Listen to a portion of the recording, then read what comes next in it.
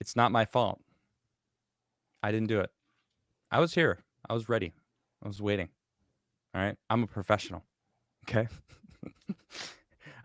I take pride in showing up on time. Elijah. I don't know if I've ever started a single thing on time in my life. Legitimately, like even on a live show, I would be like walking in and just sitting in my seat as the countdown hits 2 seconds or 1 second.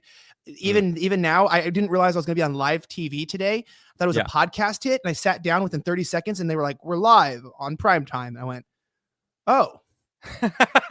I didn't dress correctly for this. I was dressed like this. I was like, oops. Well, prime time was last night. So this is a little different. This is better. This is better, Adam. This is better than prime time. This is celeb. I'm on a celebrity's show. I'm feeling proud of myself. No celeb. This is just formerly known as Adam Cast, now the Crigler Show. Everyone, welcome to the show. It's Friday. Normally I do Fridays by myself, but I make some exceptions. In fact, I'll be honest, Elijah, this is the first exception I've ever made to my Friday. I go solo and do my own thing. But I was like, you know what? I want to talk to my man Elijah right now. Hey, usually you are with nobody. Today you're just with a nobody.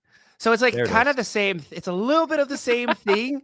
Okay. But to be straight with you, like I have not really done somebody's podcast either in a long time, like a genuine, like not just like an interview for news or something like that. Like I haven't just gone on someone's show for hours of time, and it's like it's exciting. I mean, I'm here and I can see you, and you look handsome, and you got a cool set. And there's a UFO, some guitars. I don't know if we're gonna play music or say the Pledge of Allegiance to a flag or do an ollie or something. Look at that.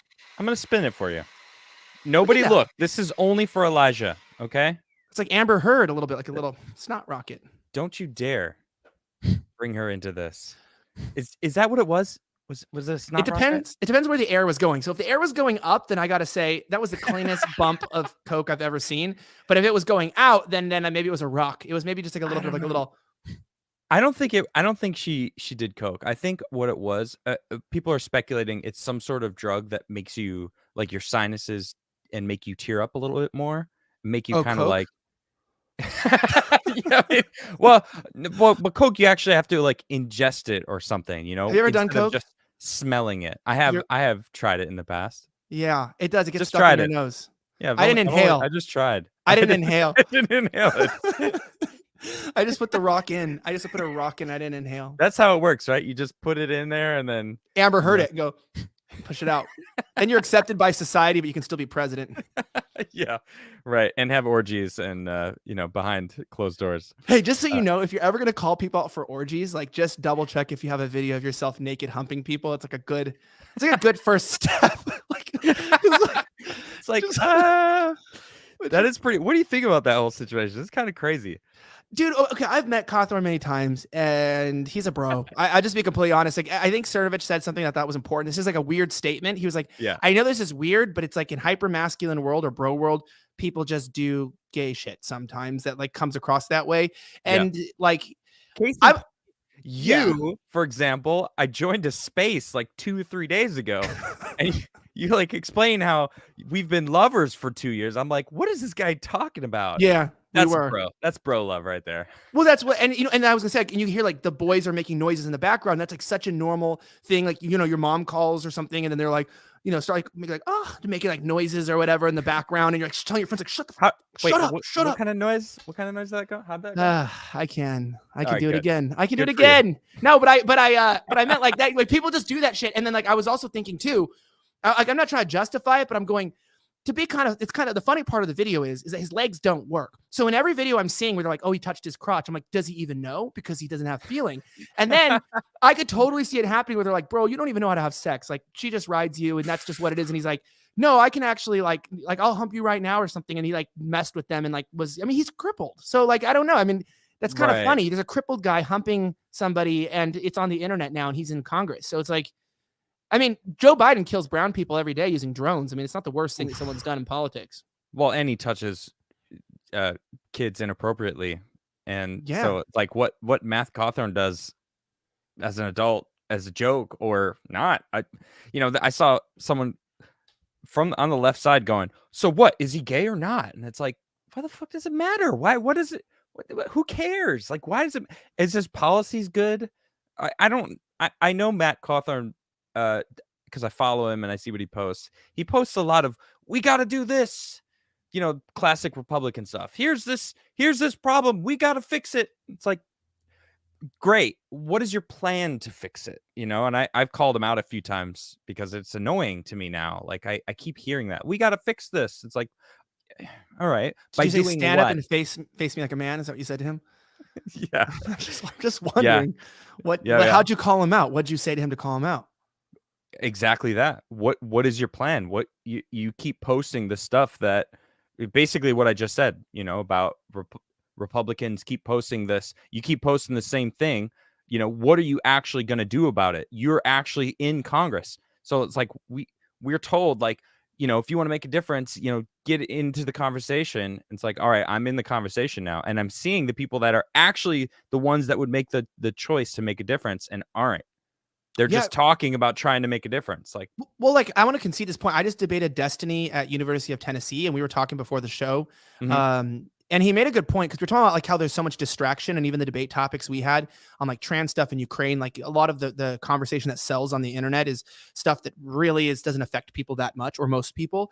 And I liked his point he made to me, where he goes, well, yeah, the point is that even the idea that we all discuss the federal government is itself a psyop, because the federal government doesn't really affect you as much as you think it does. I mean, maybe with war or certain things at a certain age, but what really affects you is your city and your state. And we started talking about how no one even knows who their mayor is, like who the city council members are. And I'm guilty of that for much of my life.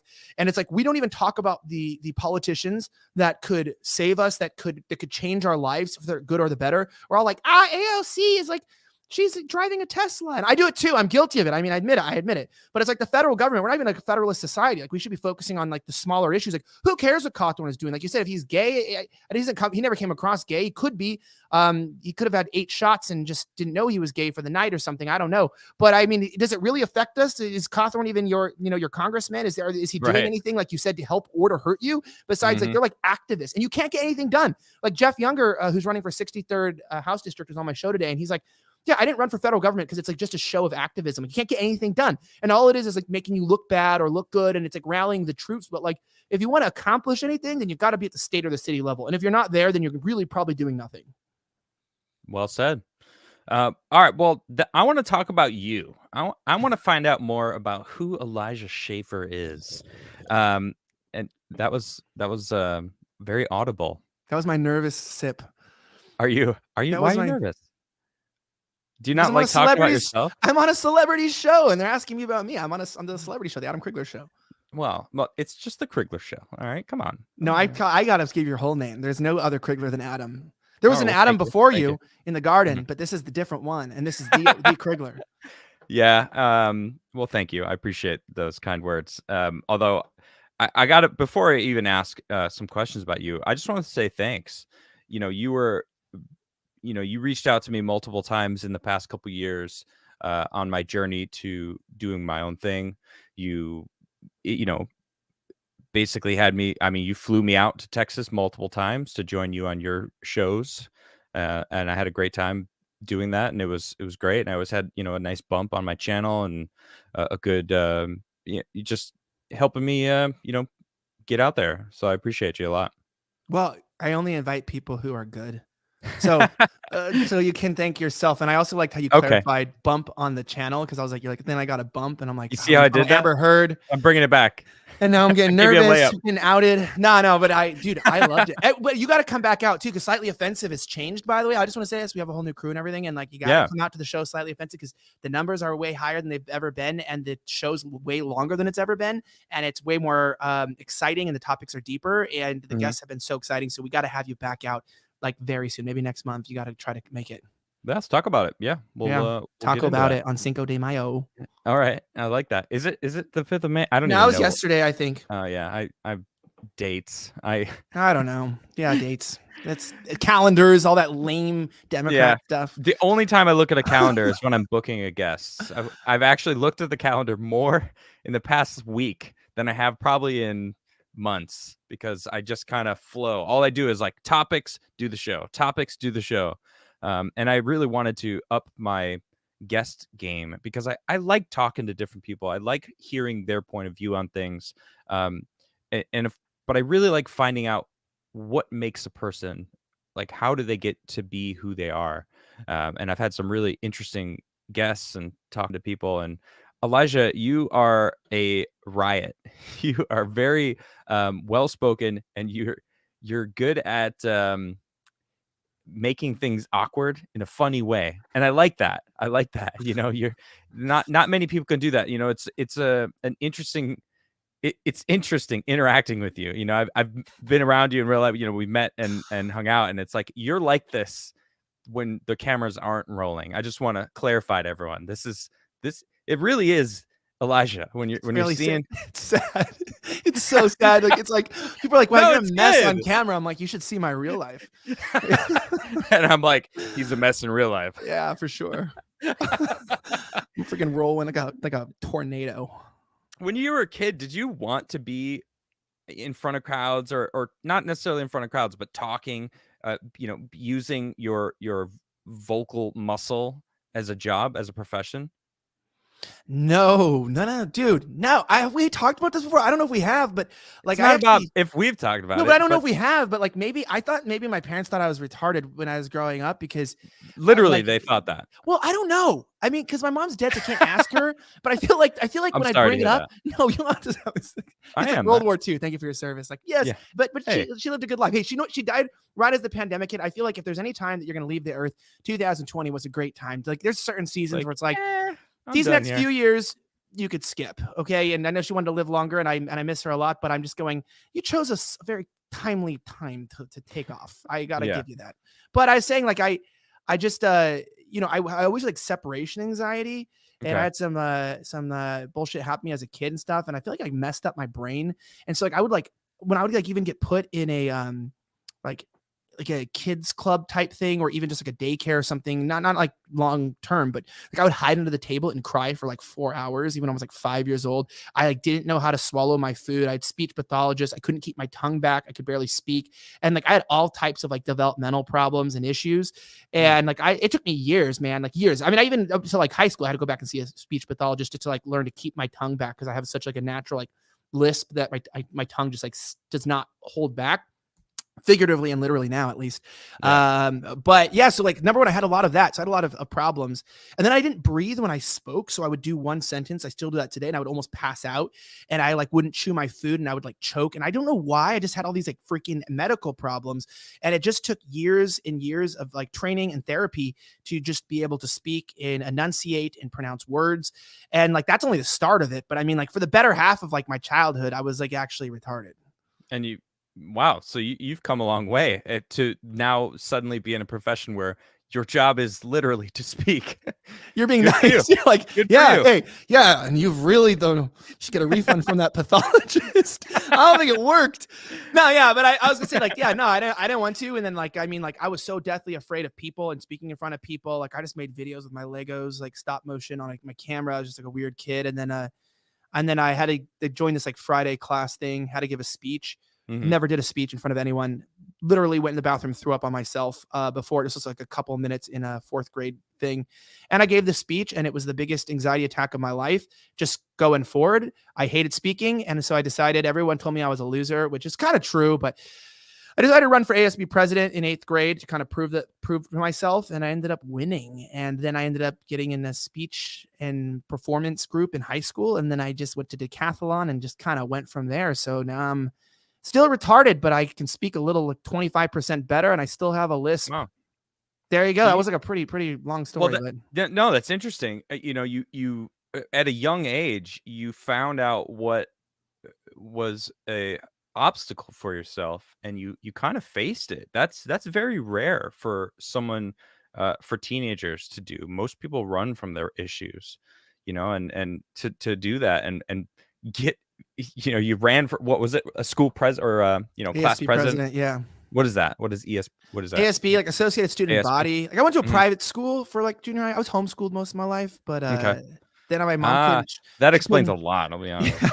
But she couldn't keep up with me because I would finish my curriculum in like 2 months, like or less. Like I would finish everything, and I always just finished all my schoolwork and they had nothing to do for the year, so she put me in school. And then I just like aced out of that, and I'm getting like top grades in junior high. I got like scholarships to a good private high school, and I'm getting expelled for drug use though, unfortunately. But I think too much cocaine. Yeah, that was mushrooms. At least I feel like I was like just shrimming it up. I don't think you can afford Coke in high school. Right? I don't think that's a thing. I think if you're doing Coke in high school, you're getting like baking soda. And you're just a fool. That's true. That's true. Or you live in like Beverly Hills. Like I feel like, or you're stealing it from your parents. Okay, I did do quite a bit of Coke in high school, but like I hung out with older people and they had Coke and I did it, but I never liked it that much. I didn't like it. I didn't like it. I'm already like on crack. Like people think I'm on drugs all the time. So like, why do I need extra drugginess? Like I'm already kind of like, I come across like a drug addict already. Like I'm like, you kind of do. I'm like, it's true. I'm like twitching and I'm talking about demons and I have my tongues hanging out of my mouth and I'm, walking around sweating all the time. Like, I mean, it's disgusting, but it's. Yeah, I was talking to Alex yesterday. Alex Stein was on the show. Thanks for I saw you in chat. And I was surprised to learn, not necessarily surprised, but like, he's sober. He lost a good buddy of his, many years ago. And it kind of like woke him up, and he has all the energy naturally, although he was drinking a Red Bull, but so maybe he uses some stimulants, but a lot of people are like, that dude's got to be coked up, but I don't think he does. And same with you. I think people look at you and they go, oh man, that guy's on something, but you are really just inherently bombastic. I think is a good word for you. You are you not? Your show is called Slightly Offensive. No, but like, okay, what's funny, like what you said is like this is the ironic part though, because you said like attacking what you've overcome. Like that's why I, even joke around about my show. Like I've never set out to do anything. I just okay, school's always been easy. Reading, I just have one of those brains where you can just like read something quickly and absorb 100% of the information. And in fact, like it's kind of funny because now people just think I'm like just stupid and like just goofy. But I was always a nerd like my entire life, very much like scholastically, like in always not just like with advanced courses, but like my hobbies were very strange. I was a very strange person. Well, you said stop motion Lego films. I'll be honest. I would watch that. I want to see how bad it was. Well, or how good it was. And I would create these home videos because this is tape, but I was always the only actor, and I was act with myself, and I would kill myself, and I'd like have these like complicated relationships with myself. So it's like talking to a camera kind of is sort of something I was used to, just not for people. And I think like I've never been cool, dude. Like that's the key thing. So I've never had like an ego to try to pull off it, because it's not like no one's ever been like, I've never had cool and Elijah be in the same sentence. I've just always kind of been like a loner, loser kind of guy who's just weird and like does my own shit. And so then doing the internet, it's like, people, oh, you're not a real conservative. Yeah, I'm not. Oh, you're not this, dude. I don't know what I am, bro, but I'm a human being. God gave me life, Thank God I found God later in life, but meaning even to that, you're not really a good Christian. Okay. You know what? Maybe you're right. I've always never really fit in anywhere. And that's why I feel like the internet is a good place for people who never really fit in. And even the people who watch the internet a lot, they're like internet people. They're like their own class of humans, and they're like weird. They're all weird. We're all weird. It's interesting how people hold almost everyone online to such high standards. You can't ever be good enough for any one thing. Like you kind of listed a bunch of different things, and it's like, oh, you're not a real insert whatever they're complaining about or what they are demanding that they are, and that anyone that identifies that is a perfect version of that, which perfect versions of anything just doesn't exist. It's not a real thing. I want to say before we move on though, release the Shaffer Tapes. Would you be able to find those? Are they on like VH? Are they on just some tape deck somewhere? No, I think I do. But I also want to say this too. Like there are also things from Slightly Offensive that are episodes that I filmed that were so bad they could have ruined my entire career. Like I did one with Savannah Hernandez called the Colonizer Special. And like I dressed up as a colonist, and she was like, they were like Indians, and it was like the worst. we watched it like 15 minutes back and went, oh shit, this can't ever get onto the internet. We Like, can't air this. I go, this is so bad. Like, we're not only are we like overtly racist to each other, but it's like you can't tell that we're joking about anything. And she was like, we can't release this. And I had a good time, a few good years with her, but we almost ended our career together before we started it. So I'm glad we never released that one. That one will never make it out, I don't think. She's doing huge things. I'm really happy about she's crushing doing. It. Nothing says she that really I was. Is. Nothing says well, yeah, she didn't want to be a producer long term. She wanted to start her own career. She took the jump and she took a great leap forward, for lack of better words. Like she's crushing it. She is crushing it. Literally. Shout out to Savannah Hernandez. She's fantastic. Cheers. So you joined the ASB? Is that? You don't know what an ASB? Are you Canadian? I don't know. No, I didn't go to some private school though. I do remember this though, that you were like more like out of like you were the cool guy. You were like this like model person. No, you skateboarded, right? No, high like, school. No, that happened in my 20s. My high school, man, I was a nightmare. I was not a good kid actually. I ran with a bad Amber Heard crowd. It? No, I didn't Amber Heard. That I did that in my modeling days, surprisingly enough. Yeah, models doing Amber Heard lines? No wow, way. Who would have thought? No, that's not my thing though. I never really enjoyed that much. It was not something I ever like enjoyed for myself. I would always, someone was like, "Hey, you want this?" And I'd be like at a party, and I'm like, "Yeah, sure, why not?" Who's paying for it? It's a lot of money for that little bag. Yeah, exactly. No, but high school was, I dropped out a couple times.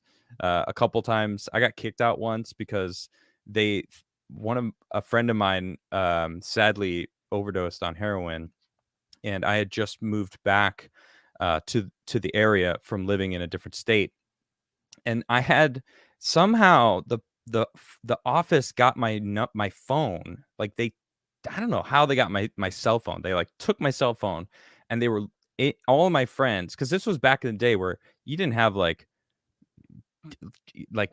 nice smartphones, it was like you had to type in all the stuff. So instead of like tapping down to go to like one of my friends, I would go in front of all my friends. I would just put a $sign because it put him at the top of the list.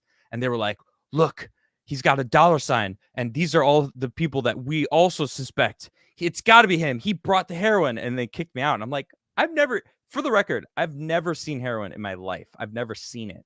I don't know. I mean, only in movies, from what it's depicted in Pulp Fiction and, like that, but never in real life. Wait, where are you from? What city are you from? I'm from Chicago originally. I was born in the city, and then I moved to the suburbs when I was 3. Chicago like a real, because I feel like being from LA, I definitely saw a lot of heroin, and like I just told people like that was one of the only things, probably one of the only drugs I never have done, because and people always ask me why I didn't do heroin, and I just said like I never felt like it when I was offered it, and so I just like was like because it would like stop you in your tracks, so like I had shit to do, and so it was like, well, I did kind of, I've done like I've had like injuries, so I've had like morphine and different types of things, and I've had Percocet and whatnot. So I'm like, and those things, like I don't know, I've never been a downer kind of guy. Like I'm already hyped up, I have good energy. What am I gonna do heroin for? What's the purpose? Like even when I wasn't a Christian or anything, like, what was the point? Why would I do heroin? It didn't make sense. But interestingly enough, I've OD'd on morphine. I almost legal died. Morphine or like real, just legal medically? Legal, yeah. I was 12 years old actually. I had a really bad bone infection that I caught from coral out in the Bahamas when I went on a cruise for my grandparents' 50th wedding anniversary, and it got into my hip, and I couldn't walk, and I was in the hospital because like they couldn't figure out, they were doing all these different tests to try to figure out what the pain was coming from, and they put me on an IV drip. And I was getting 5 cc's of morphine an hour, and the machine malfunctioned and gave me 27 cc's in 5 minutes. And I stopped breathing. I turned completely blue and white, and my mom happened to be sitting in the room. Thank you, Mom. She saved my life. And shook me. And I remember waking up and seeing her, going back to sleep, waking up, and there was like doctors all around, like 10 doctors in my room, and went back to sleep. Woke up, and I was like, the hospital walls were rushing past me. And then I woke up again, and I was in an ambulance. I OD'd so hard, they couldn't even treat me at that hospital. I was at a professional hospital. They brought me to a different hospital that handled like bad overdoses, and I was saved. So dude, I'm glad you're here. God thank you. saved you that day because you had a Yeah. mission to hold for the world. You had a destiny before you, Yeah. and so you had to My speak to the mom people. was sitting in the room. Yeah, she said that she could hear that I wasn't like stopped breathing, 'cause she was listening to me breathing, because it was just her. It was in the middle of the night. So again, thanks, Mom. Love you. You didn't have like it didn't go like beep beep beep. You were on like some sort of a No, like I was, because pulse. I wasn't like an at risk. I was just there to treat the pain while they figured out what was going on. I actually did sue them, and got basically all of my medical bills paid. 10, 15 years later. It took forever. It's insane, but no long-term damage. But I did have a Yeah, severe Adam. Yeah, uh, good thing that none of us have noticed any long-term damage from not breathing. well, one thing I know, right. Hmm. One thing I did, We'll just you go know, with I that narrative. have a large aversion for those types of drugs, heroin and any opioids. I'm just like, I'm not interested. It almost killed me. I mean, granted, it was the machine's fault or the nurse's fault, whoever was programming it. They couldn't actually prove which one was which. So it's like it kind of also was implicated, or, part of the case. But anyway, let's get back to you. I want to, No, I'm interested. I mean, this is fascinating stuff because, well, like, and you have to realize too, with all these kind of near-death experiences that you can have, do you remember anything from it? Do you remember, or were you completely like incoherent? I don't remember. The only thing I remember is when I woke up. I don't remember beforehand either. I don't remember really being in the hospital, but I vividly remember my mom's face the Hmm. first time I woke up, the doctors, the rushing through the hallway, and Mhm. then the ambulance. And then they at the other hospital the next day. It was one of the clearest days of my life. It was really weird. It was so clear. I don't know how else to describe it, because I remember sitting there and they were out of rooms at that place. So it was in this big open area that, they brought like the things that give you like a room, but it's just sheets. It's like curtains or whatever. And Like they a wheel Shanghai COVID tent. yeah, basically. Mhm. They wheeled a one of those old TVs with a Nintendo 64, and I was playing Mario Kart that day. It was Well, it could have gone worse. You could have passed out from too much yeah, and then woken up and someone said, "My name's Jeffrey, right. Jeffrey Epstein." You're like, "Oh Oh my god. gosh, where am I?" So at least you like, I mean, the night could have gone worse. It went okay. True. Well, I woke up, so that's definitely amazing. I'm pretty happy about I'm that. happy you're here, Adam. I'm happy you're here. Thank you. Everyone's happy, even chat. Chat is so nice. I should My open chat chat is on my awesome. phone. Is chat on right now? Are we live? Where are we live right now? Well, I mean, Are can we you on the not see internet? chat? Can you see chat, or No, how are I'm you in looking it. at Well, this? maybe. I don't know. Let me see. Can I not see chat? Let me see. You should be able to see chat. Comments. Oh, is that chat right here? Coming. It says Dick Richards. Probably. Is there a Dick Oh, Richards in the I can chat? see chat. Hello, Dick Richards. Hello, Chill Rock. Hi, Dave There it is. Davidson and Newt Yes. LaRuke, or whatever your name is. Pork Lamp. How Nuclear. y'all doing? Rose Yeah. W. Oh, fucks or something. What a fuck? Or I don't know Zero. that. Zero. There's zero of them. All Oh, right. okay. All right. I just needed a mouse. All right, we're good. I'm here. Hey, Eliza's in chat. I just saw her super chat. What's up, Eliza? How you doing? She said, "Grateful that you are both alive." Thank you, Eliza. That's so nice.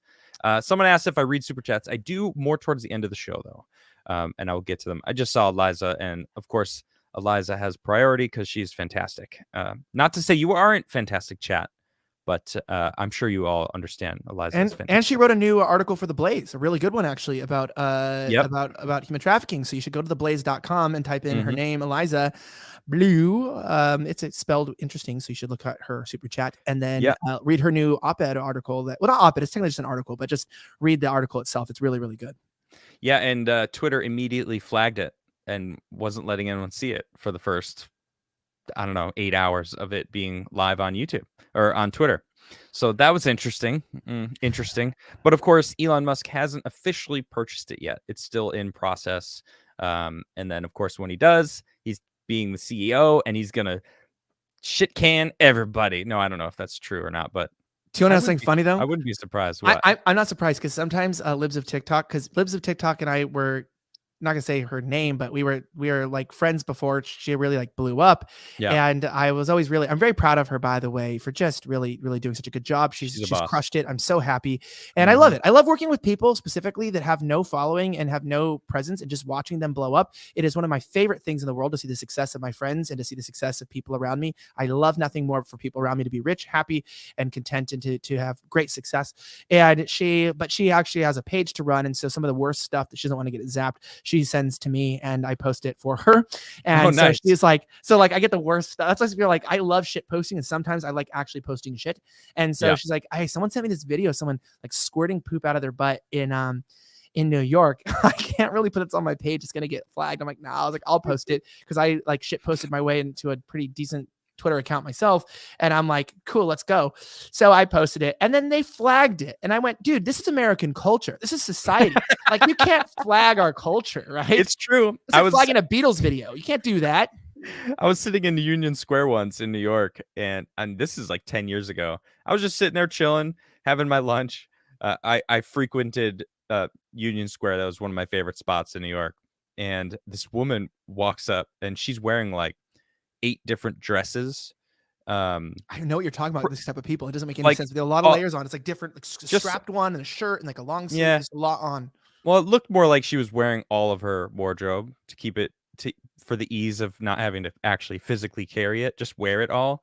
I don't know. And she started undoing this, and I was like, "What's going on over here? This is weird." Nice. And then she pulled her pants down. I'm like, oh, this is midday, like, I don't know, 11 o'clock a.m. I'm getting horny. Right? And well, she was also missing a lot of teeth, extraordinarily dirty, and looking like she partakes in any kind of drugs that come her way. And she proceeded to squat down above a train on like where the train run. Usually there's grates so airflow can happen.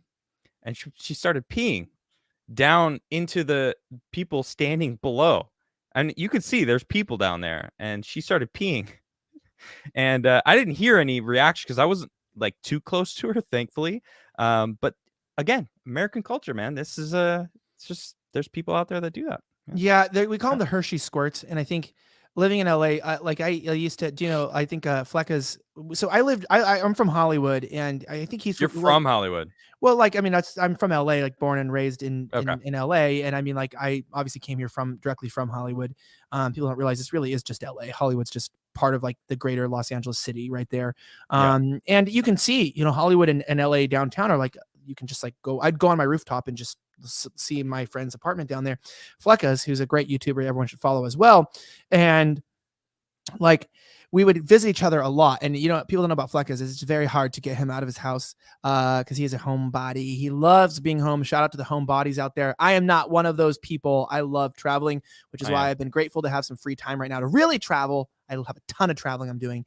But I remember we'd go down there, and because sometimes we would play the game where we would, like, first of all, we had the poop game, which is one of my favorite games that I miss, which is where like we literally had a point system that went all the way from like feces on the ground, but like extra points if it was like squished feces and you saw the track of feces, like someone had squished it, up to dead bodies. Like it was so bad there that we could like dead bodies were on the point, and that wasn't even the worst one. But we'd find a lot of things. Now I remember like one of the things I got good points for is like this woman down by 7th Street. If people know 7th Street, exactly.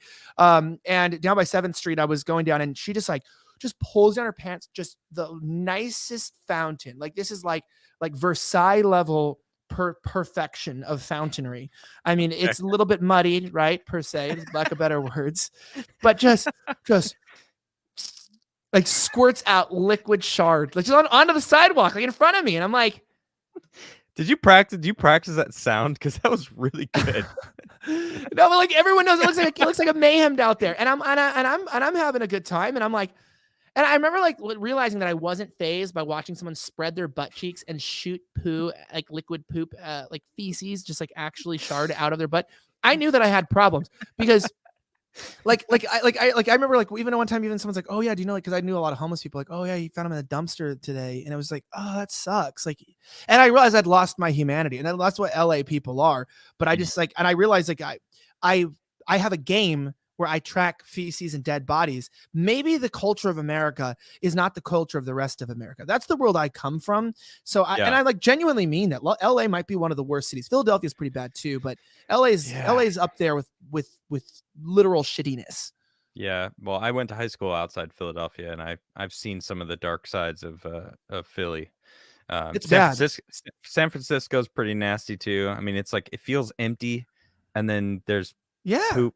Does anyone live there? I don't even know. No one's even in downtown or anywhere anymore. It's not I don't get it. Last time I was in San Francisco, this was maybe 8 years ago. It was, I skate around. I would skate everywhere. That's how I would get around cities, and I just remember seeing all these cars, but no one on the sidewalks. Every so often there'd be a person, but they'd be like, you could see that they were going to work or something, not like people living in the areas. Yeah. And do you see a lot of tents popping up? I have everyone I know in LA is like, dude, there's tents everywhere. Everywhere. Oh, well, everywhere. So I'm not going to explain, like exactly where I lived there because I don't need to, but you would know where I'm talking about, right off Hollywood Boulevard, a little bit south of Vine. And so it was really fascinating because I had a lot of these games. Like, so I got in trouble with the police because I would take lasers and I would shine them at homeless people out my window and make them think there were like lasers on their forehead and stuff because they were just annoying. And they were transients. Like, they're not homeless people. You can't call them homeless people. They're actual transients. And so there was like I've talked about on shows before about the satanic transgender homeless encampment next door to my apartment building that burned down the whole house next door and ruined a lot of our stuff. But to put in perspective, my apartment was like on a slant from an earthquake. So like you put something on the table and it would roll off because it was like bent, like, and like my ceiling was bowed. But you're still talking about like near $3,000 a month for like a place like this. And there was literally a tent city outside my house. And they were just like 3 a.m. and just like, it sounded like Alex Jones finding out something about the New World Order, but every night, and just freaking out. And I just yell, "Shut the fuck up, you stupid fucking bitch!" And like get so mad. And that's where a lot of my anger came from, because it was like, dude, you can be homeless, but you don't have to literally be the worst human being ever. And people would fight outside. It didn't help that I lived next to a few nightclubs, but there were fights and just every night. And I'm like, dude, I'm just trying to run a podcast. And like, I'd have to stop filming my podcast so meth people could finish fighting, and then I'd have to resume. And that's real stories. So I just thought it was normal until I met my wife, who was like, this is not normal. And then I told people that my main move to get out was she saw a homeless man's dick before mine. So that was while we were dating. So that was a problem. He was masturbating in front of her, like straight up yanking it off to her. He like masturbated to her publicly in front of her and was like making noises. Wow. I could repeat those noises too, but they're a little bit more grunty, like that kind of stuff. It was like very gross. One was enough. I think we can use our imaginations or not. Yeah. But so I'm gonna kind of jump back a little bit. You mentioned your podcast, and you actually talk about this often about how you used to do it in a closet. Oh yeah, I'm used to talking in a closet, staying in a closet, being in a closet. As you are. We are fully in the closet. Everyone involved in slightly offensives in the closet, except for Gay Tupac, who's the director of the show. Okay. The gay Tupac's gay. Because he's out of the closet. But Tupac's gay in the closet. Everyone's just technically, the show is haven't you been on the show in person and it's literally still in the closet? It's literally very awkward. Yeah, it's very awkward. It's like tight. It's a tight closet and we all feel uncomfortable in it. It is a small studio. I feel like the room that I'm in right now could probably fit all of that stuff comfortably. Literally. Yeah, it's not. It's deceiving too. You watch Slightly Offensive, and if you actually look where people are looking at each other, and then you realize how close they're actually sitting together, and it's just all camera angles, baby. The master of the camera angles. It's the only show where we're all in the closet all the time. But we've been in the closet in multiple cities too. But I know literally it's like, because my room was the size of a closet in LA, and that's why I say like I was in a closet, because it's also my favorite joke too, because I just don't, the show is constantly coming out as something different every single day. And I really appreciate it. I want to encourage it on its journey as it finds out and it changes its identity. It's changed so many times and had so many different variations. In fact, the first version of the show got canceled because and it seems slightly offensive. Yeah, literally. I had to it got shut down by the police because by the second episode, we had they called in a fake death threat to the local school. And so we ended up having a problem. And then the police ended up stopping. You did that on the show? Well, no, I didn't call him the death threat. So an activist got mad because our first episode was so successful. People don't realize this, that my show got shut down after the second episode. When I first started my channel, my show worked immediately. Like, it actually worked. I didn't have like this random thing. It's just like, I made a show. I did it well. I had made it in a studio and it just worked. You've been chasing that success ever since. Well, yeah, now it doesn't work, but we pretend it does now. No, but then someone was like, these activists in LA were mad. They didn't want another alt-right podcast, right, coming up. So that was during the time when everyone was alt-right. Of course. And so then they called in a fake mass shooting threat to a local high school in LA, and like police showed up to my work. It was very, very bad. Got kicked out of our studio, had to put the show on a hiatus during an investigation. I mean, this show started out in turmoil, and so that's how I end up on the streets, out of the closet and into the streets. It should be my chant, because they actually say that at the Pride. They say that at the Pride marches, actually, like, out of the closet and into the streets. Don't get mad when I'm in front of a kid and I beat my meat. You know, that's what they love doing. Don't say that part. They love doing that. They love doing it. They got the hand motion too. Yeah. No, but I meant like literally it pushed me out into the streets and pushed me more into reporting stuff. But I also was like, I ended up relaunching the podcast. My whole goal, everyone was like, we liked you better in the streets. I'm like, literally, my entire goal was to run a podcast. And slightly offensive, do people know? It started as a podcast, which episodes are on private because they're so bad and not like horrible.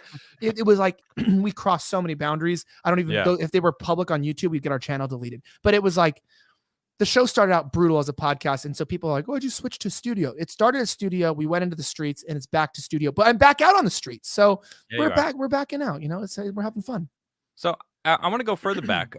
What made you want to do that in the first place? Why did you start a podcast? What were you doing, you know, in between, you know, your successful schooling career, because you were, you know, a grade A student, you know, flying colors on top of the world.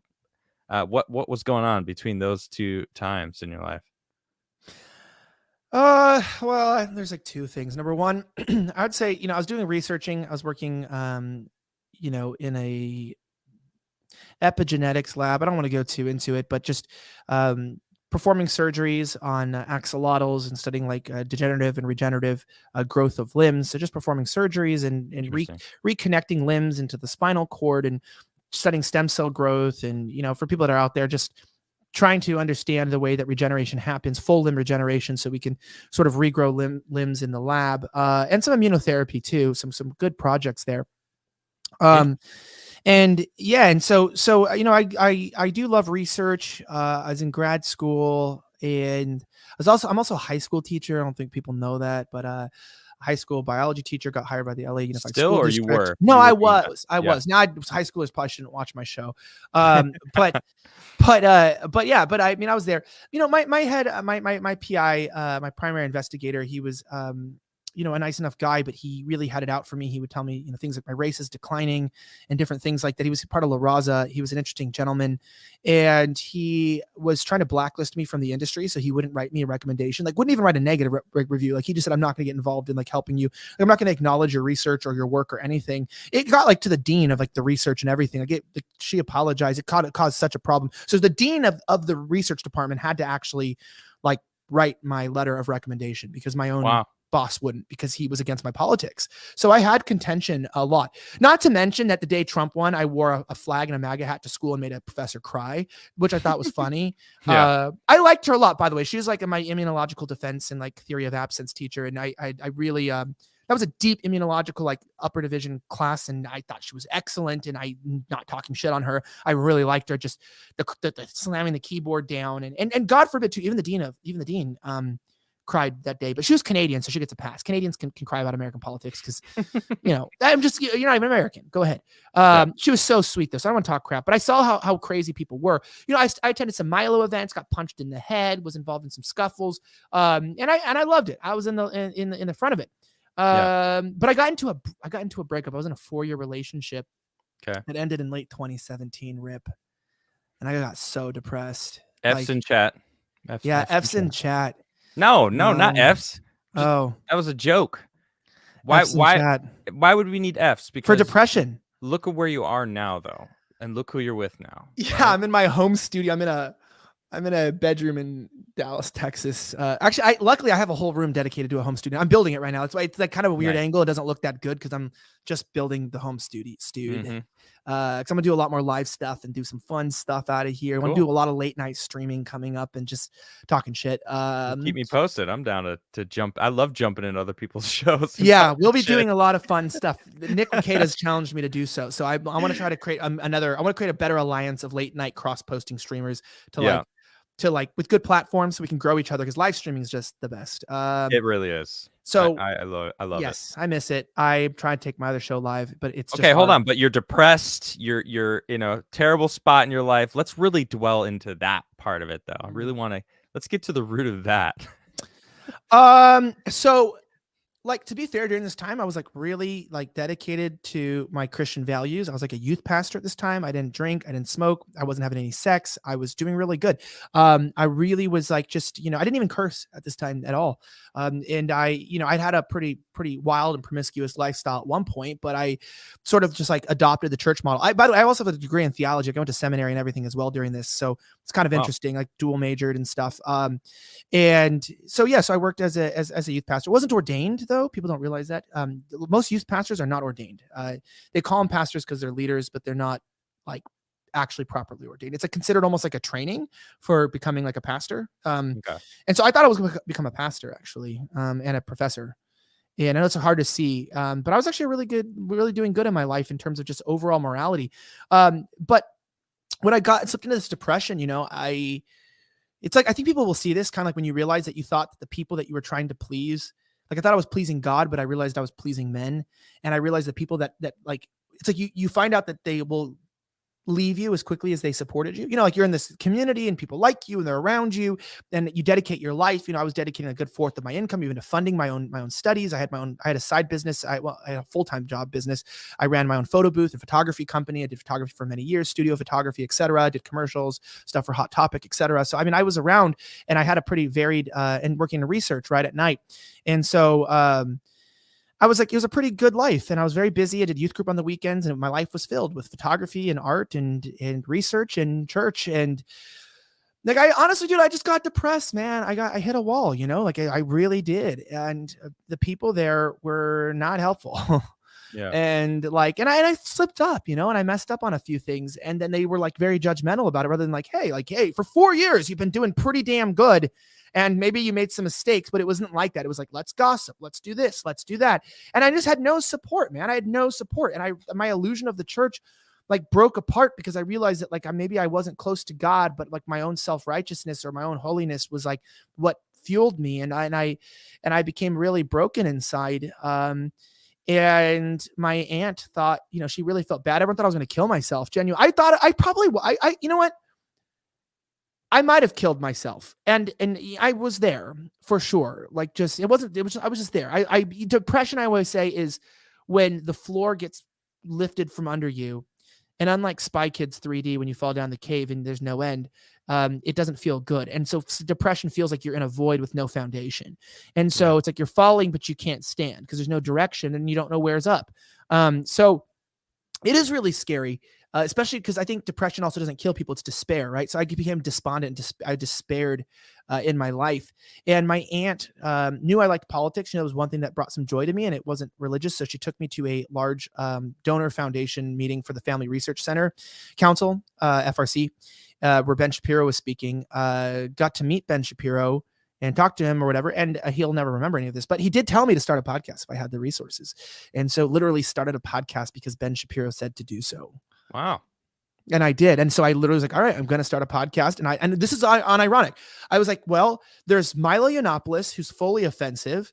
And there's Ben Shapiro, who's not. And I've got to make a show that's slightly offensive. That's like a cross between Shapiro and Milo. And that's what I thought in my head of like making a show somewhere in the middle that was for the common man. That was like, and I kept thinking of it like weed, where it was like a gateway drug to politics, where we just like looked at things. And it was like fun and we could laugh and giggle and snack a little bit, but it was never too much to where the average viewer couldn't understand it, and never too little that someone who knew a lot couldn't enjoy it. And that's where the vision started for it.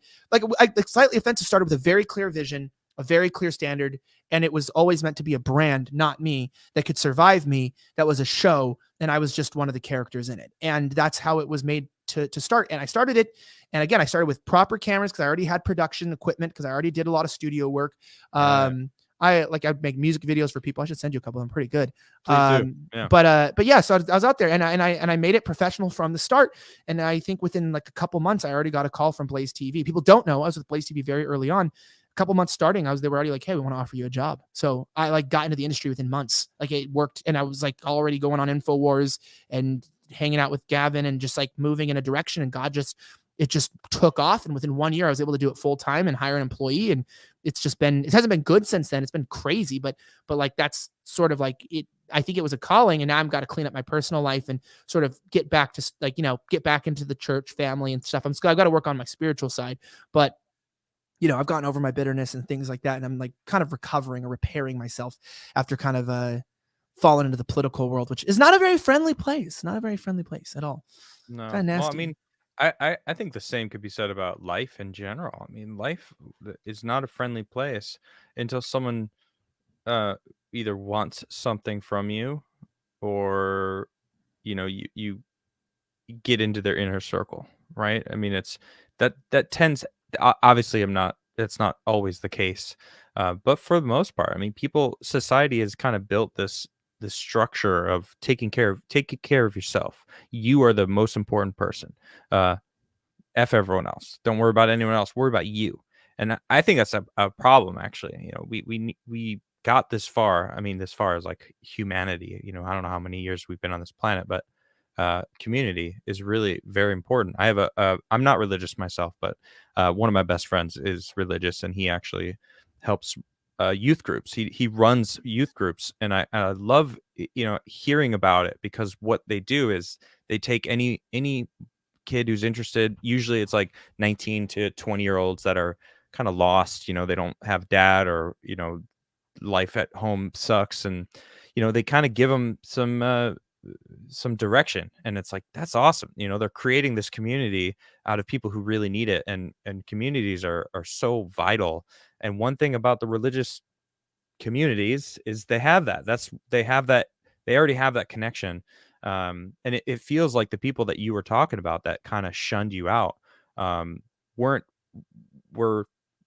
worried about themselves, not God. They weren't actually walking the path, from what I understand. It's like, isn't it all about forgiveness? Isn't it about understanding that people can repent in a sense? Again, I'm not very religious, so I'm just going off of what I see from an outside perspective. Well, yeah. I was gonna say, I think what people don't understand about the spirituality of things is, like, I had a real conversion to Christianity, and it was very fast and rapid, and I reinforced it with a certain environment that made me, give me the proclivities that I needed in order to actually be stable and to follow and practice what I was preaching. But of course, it was knowledge without wisdom, right? Knowledge is just the understanding of what is true, but the understanding of application is wisdom. And like I mentioned, I have nothing to prove to anyone. And so I think it's quite funny because, you go from being somebody who was more revered. I even had problems in the church because I would try to speak about really serious topics and things that were going on in the Bible and try to be connected, and people just wanted to talk about, basic stuff or what was going on. It was like, let's go deep into God. Let's experience the depth of who God is, because like God, we want to be in relationship. And I took it really seriously. I mean, I woke up every day, spent at least an hour reading my Bible, studying and praying in tongues, just meditating on the word. And I just engulfed myself. I've read the Bible many, many, many times. I used to do like spiritual healing ministry in Skid Row in LA. I used to do a lot of mission trips.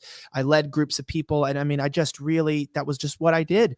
And it's almost sad sometimes to look at who you are today versus at one point who you were when you feel like you were a better person at a different point in your life, which I think in that point I was probably a much better person than I am today. And it's difficult to acknowledge that. And I was very fit too. I was actually very thin. I was like very, very, very thin. I had a six pack. I was just a very thin guy, and I really had my life together. I wasn't happy though. I think I was a little bit unstable mentally, but I didn't know it.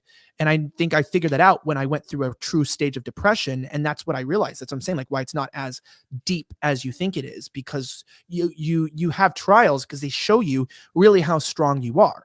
And this is why it's important not to live on your own righteousness. And in politics, people do this too. Like, it's like I get nervous for especially young people. Like, I mean, you even have, a lot of young creators out there. You had like Nick Fuentes is a good example of someone that I feel bad for, because it's like, damn, I'm glad I didn't get into politics when I was 20. Like I just like, I go like, I mean, I'm not saying I feel bad for the things he said. It's just like, that sucks if you're in your 20s, like 23 now, and you said all these things. What if he wants to change at 25?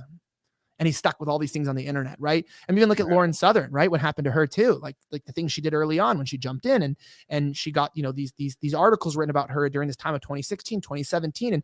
And young people are on the internet and they just kind of like, are trying to do what's right, but life is hard sometimes and you hit the fan and shit happens and, you change and you develop and you can transform your life. But, the internet doesn't forget. It always remembers. At least Google search does. The internet does forget, by the way. I want to say that's the 3-day rule. If you stop talking about anything for 3 days, the internet forgets, but Google search always remembers is what I mean.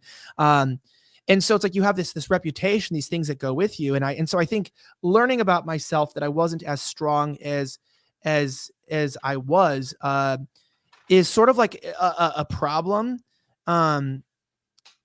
Because I genuinely believe with the heart of my hearts that my heart was right with God and I wanted to be with God and that he called me into this. It's just sort of like I looked at people in the Bible and, it's like, look at David, look at Solomon, some of the greatest people we respect, even Abraham, right? These people were fornicators. They were adulterers. They were murderers. And I'm not a murderer. I'm not the fornicator, adulterer kind of person and like going out and stealing people's wives and killing their husbands, like David did. But like God used men who were willing to take risks and do things. And then they loved God and were passionate, but because they were passionate and they were risk takers, they also had sinful natures. So they did horrible things too, right? But that didn't discount the good things they did. And God used imperfect men. He didn't call those who were qualified. He qualified the called.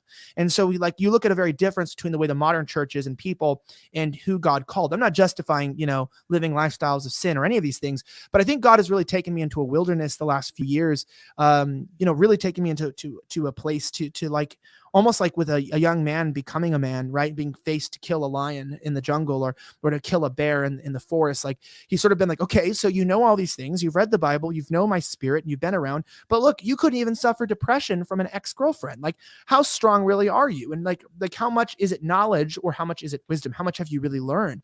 And so he sort of pulled me into an extreme world, into a way. There's no books to tell you how to do what we do. This is an industry that's been pioneered. Even when I started my podcasts weren't as popular. People told me it was stupid. No one thought it was a real job. Things have changed in 2021, 2022, but back in 2017, 2018, this wasn't considered a real career path.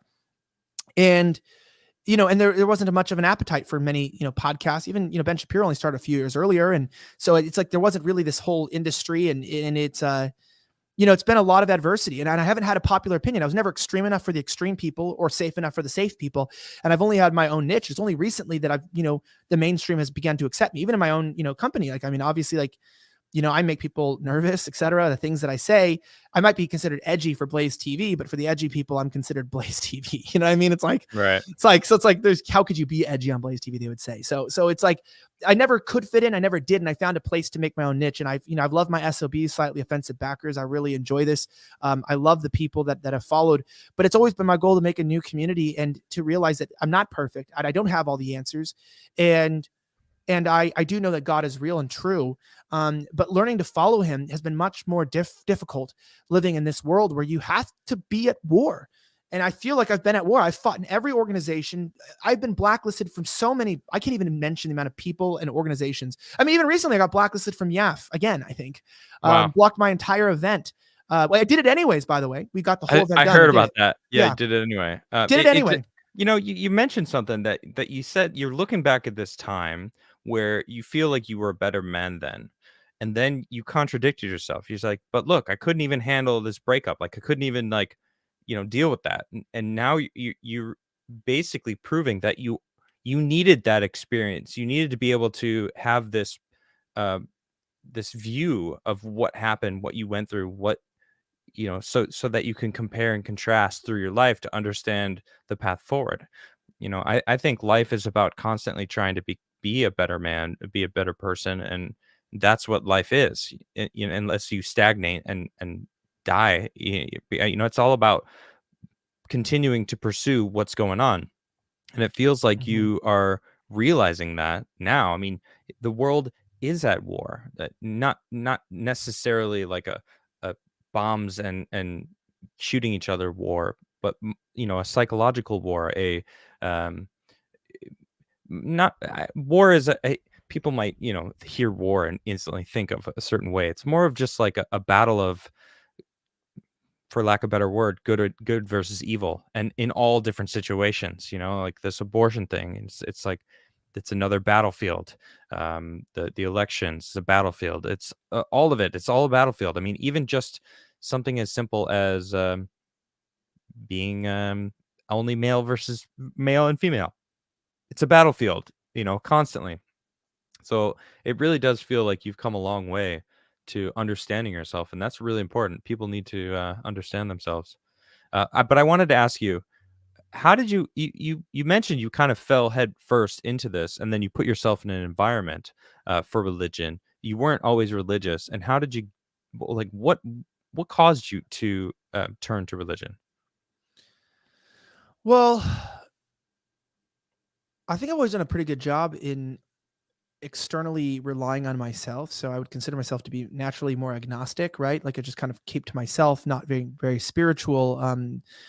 Like I've always been very good in science. Never really like, okay, I've gone very far with like, linear algebra and advanced, levels of calculus and et cetera, multiple, like very far in mathematics. Never very good at it. I mean, I got A's, but it was just hard for me because I always wanted to think outside the box, and I would always get in trouble for finding, new approaches to finding answers. And obviously methodology is very important. So I, I always found even calculus to be somewhat frustrating, even in high school. The multiple levels of it, because and I went way further in college because it was just like it became so theoretical. And so it was like when numbers become a quantification of the mind and you get into metaphysics, it was hard for me to grasp. And I think the reason why so many scientists are so unsuccessful and mathematicians are so retarded is because there is a spirituality to math and numerism, and there is this mind where you have to think of what is possible, like, right? So when you get into science, you start getting into antimatter and anti-gravity and dark matter and the string theory, and you start getting into this quantum physics, right? The way that matter behaves based on observation and measurement. And there's this deeper level of organization. And I also think too that it becomes hard because I have my background is so deep into evolutionary biology, which I do not believe in macrocosmic evolution. I've studied it so deeply for well over a decade that I could not find a good link to prove anything in it. And I don't think any of the evolutionary biologists I've read really have any good postulates, theorems, or any type of theories, or even just hypotheses at all. Long story short, when you look at the depth of their research, Hold on, I want to ask about that though. You're talking about the evolution of human beings. Correct. Yeah. I don't think we evolved. No. You didn't think we evolved from monkeys? Or no, yeah, from chimpanzees. No. Yeah, so this is what I had some hard parts in my mind, because the more that I studied evolutionary biology and would really look at the research, I'd go, go to the actual original source and look at the archaeology and look at the anatomy, the physiognomy of even the bone structures and where we found the bones and the places and I would look at how scattered even some of these frameworks were for these Neanderthals and these transitionary species. And we'd find fragments of fragments, things were ground down and things were found, scattered in several countries and were linked together. And there was these problems in the archaeological time scale, especially looking at just different types of petrified, organisms and issues across different countries that sort of disrupted everything that we're told in these very basic books. And these are not like anti-evolutionary books. I just would kind of study the more the problems with mathematics, the problems with evolution. And I was like, okay, so something's very wrong here, because like we don't really have a true course understanding of the past or of the future. And even mathematics is not really solid. It is truly theoretical when you get down into the depth of it. And moving on top of that, I mean, even matter itself and the understanding of how things work. I mean, we have laws of thermodynamics and we understand laws about matter and energy, et cetera, like I was saying. And we have these notions and ways of explaining the world, but they don't answer much. They don't answer why we really are depressed, or why we all, have a hole inside of our hearts and we need meaning. The existential question derives that really limits quantitative testing and using variables of these sorts to come to an answer. Obviously, that's why we have the development of psychiatry, psychology, different things to try to understand things that previously were not understood, or were more left up to philosophers maybe in the past. But, it's kind of weird. Philosophy, psychology, psychiatry, biology, even geology and stuff all kind of intersect on one issue, which is they all can't seem to answer one question, like, what is man and why is he here? And I like to ask those questions of what seems to be profound or where there are things missing. And so I just sort of adopted what a lot of people do when they're agnostic. I wasn't like a dumb agnostic. I actually was quite well read and well versed. And I just said, well, I don't think we can know.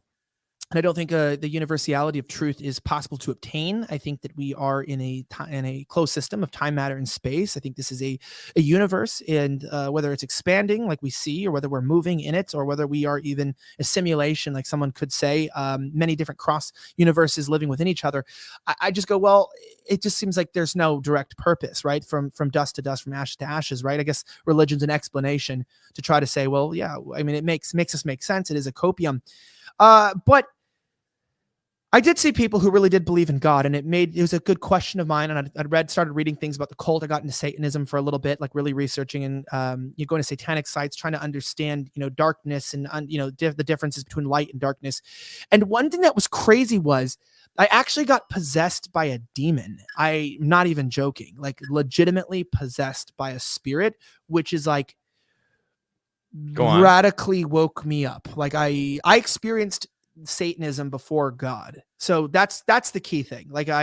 So there's like some holy sites in Whittier Hills. No. Hold on. You're not going to move past that. I'm going to need to hear that story. Okay. Yeah. So I was kind of like, I had done mushrooms in high school, and I'd like met some like spirits that were telling me like drown my head in a toilet.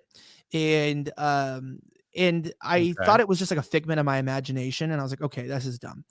Like this is stupid. But then I'm not going to say who it is. I could, but I don't want to hurt their reputation, but let's just somebody close to me who is now living a clean and sober life, was acting very, very, very strange. Like very weird. Do you know what 5-MeO DIPT is? No. 5-MeO dip.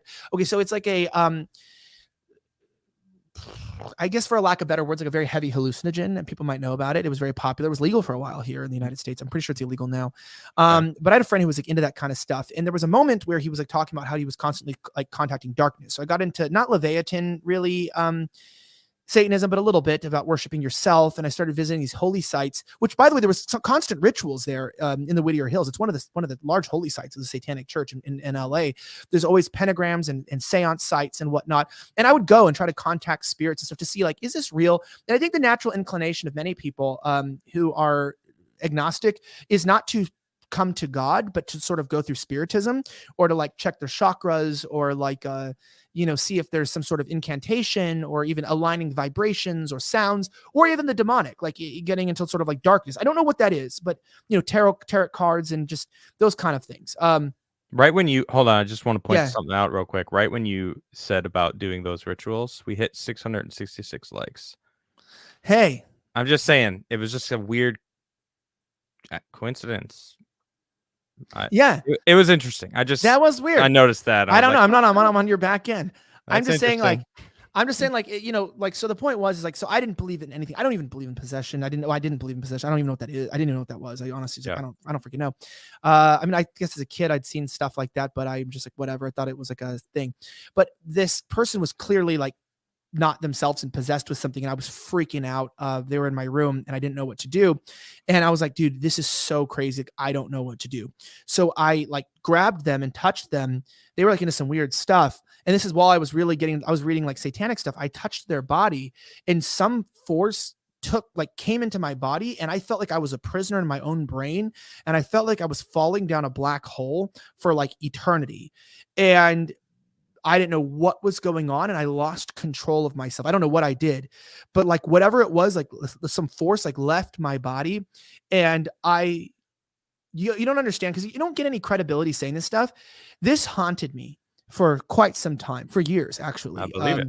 Because I didn't believe in spirits. I didn't believe in the spiritual, but a force transferred into my body from somebody else, and I couldn't tell anyone because I knew they would think I was like schizophrenic or like crazy.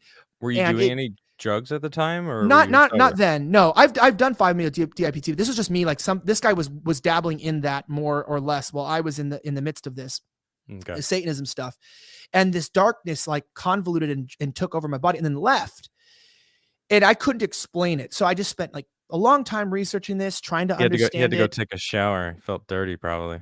Well, Just kidding. like, no, yeah, but I'm saying like, I thought maybe I was schizophrenic. I was like, okay, I might be like, I was trying to explain it through like, psychology, psychiatry. Like I'm like, okay, like I must have, I must have an issue. Maybe that was a flashback, but it didn't make sense. The timing of grabbing the person. And then, but they told me like, hey, this, like whatever was, something was in me. They had the same problem happening. And they said, when you grabbed me, it left me.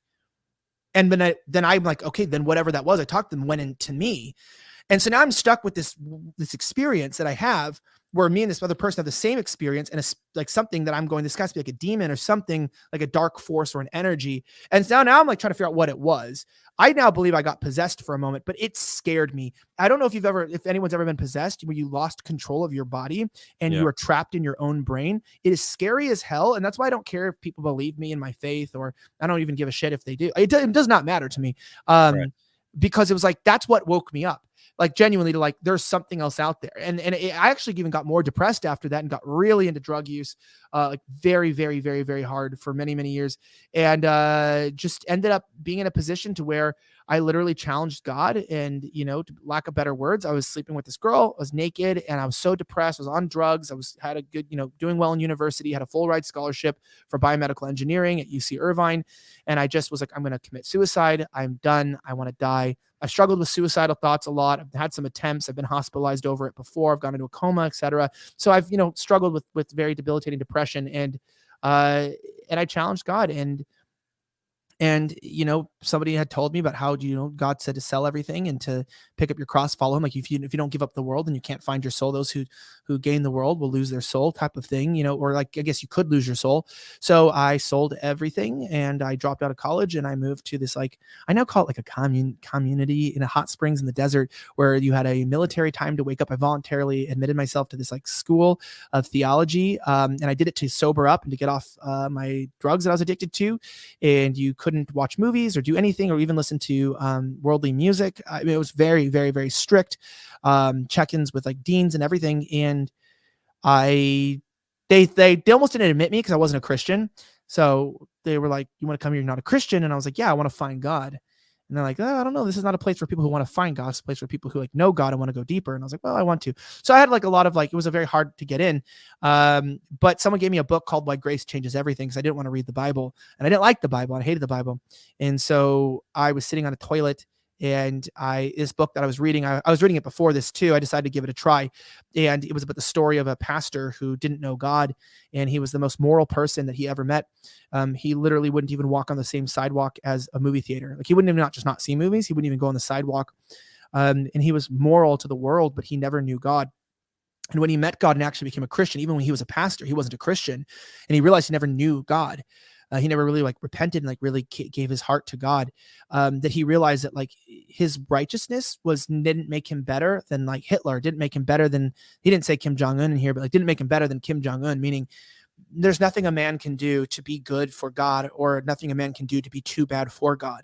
And when I finally realized what grace was, which was giving us redemption, giving us something that we didn't deserve, because mercy is withholding something we do deserve. So like a mercy is like we deserve judgment, and then you withhold judgment. And any man can give mercy. Even a pirate in a movie can give mercy. But grace is something men can't extend very possibly, because it's giving a gift to those who deserve judgment, right? So it's giving something in addition. And I became antiquated with the idea, or equated with the idea of redemption. And I had this, that's where I could say where my spirit turned on. And it was the same part of my spirit that I remember being in contact with years earlier, where I was possessed, but this was different. And I felt myself literally change, where I didn't understand who God was or Christ was, but I got it. And I just told God, I just was like, I confess to my sins to you. I was like, I don't know how to do this, but like my life is, I was by myself on a toilet, and I was just like, I started crying, and I just had this like overcoming with the Lord, and I became a Christian that day. And I just I just, my life changed, and I was a different person before. I had no spiritual eyes, and then my eyes woke up, and it was an accident. I didn't like, I thought, I didn't know that's what I was doing. I thought I was going to find God through books. That's why I joined a school, but I found God through meeting. And that's why I don't judge people who don't know God. And I have many atheist friends, and I have no judgment on them, because if I didn't have that experience, I could have never found God through books, and I would have never believed in him. I think he acknowledged I think that's what it meant. Like, if you really try to find God, you'll find him. And I did try to find God, and I think he found me, and I'm forever grateful, because without him, I'd be dead. And even now, like, that's why I feel so bad sometimes, just, I'm sure people feel like that too, with the errors you make in your life and the mistakes you make and stuff. Cause it's like you went go through all that shit and you go through everything. You meet God. It's the most radical experience. Everyone thinks you're nuts. I've lost all my friends to this day. Probably most of your followers think it's nuts and it's a lie or whatever. And, and that's fine. And again, it's like, I'm in a truth environment and it's very hard because it's not, it makes you look dumb and it makes you look insane. No, I think And like, there's but something it beautiful about that. happened. So it's like, yes, that's what I'm here with. And so that's why it's hard, it's like, it's hard because it's a real moment. And you feel like even churches today have forgotten that like God can transform hearts and minds. I was a very bitter, twisted person, and the Lord has really changed my heart. And that's why I love the world and I love his people. And I feel I'm angry at the devil and I'm angry at sin and I'm angry at the fallen nature and the people that are out there. And that's why we talk a lot about spiritual stuff on the show. Cause to me, it is all very spiritual and I can't undo what's been done. But again, like I said, I can't judge people who haven't been there because I could be in the same place today and I'm not.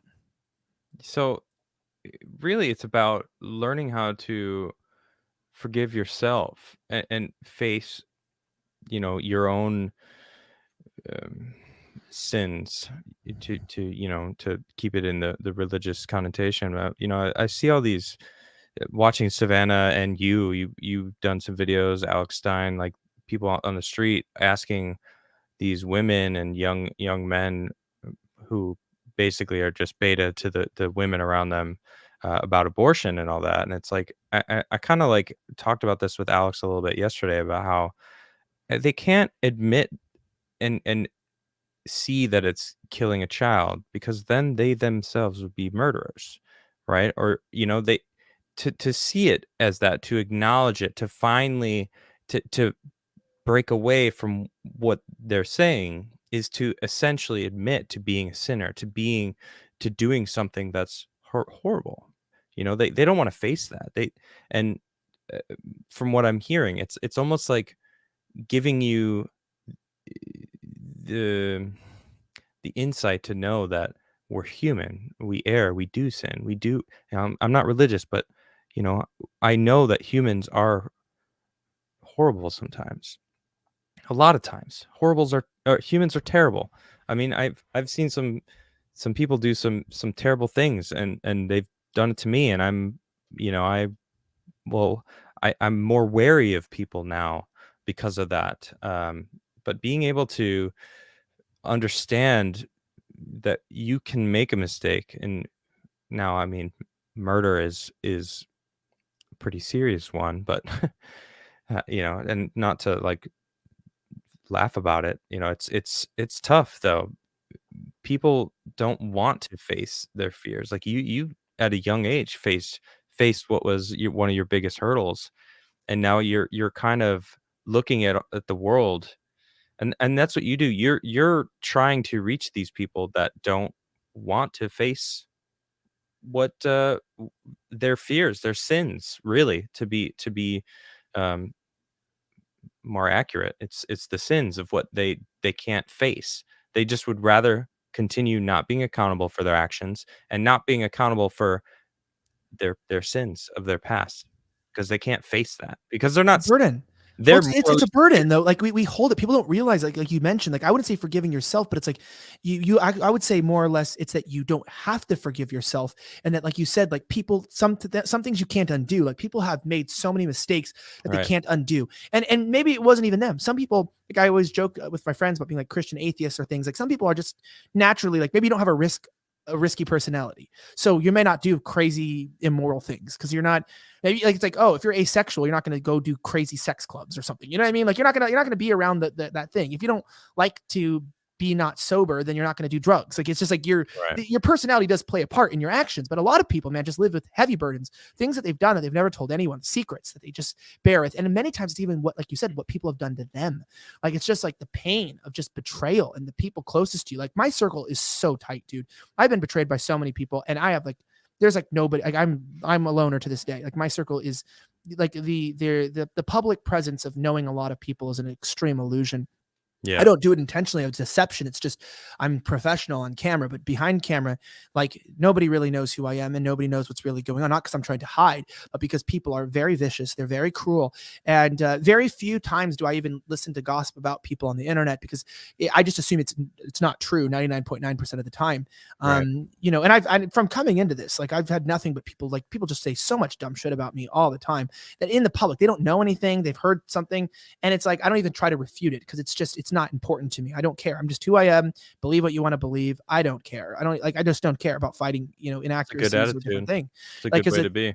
Right. I focus on the people that want to be focused on, and the people that just want to talk shit and cause problems. I just don't focus on them. So I think moving into that direction is going like, yeah, but it's like going like for me, you're feeling like I can never be good. And then you realize, well, you never will be good.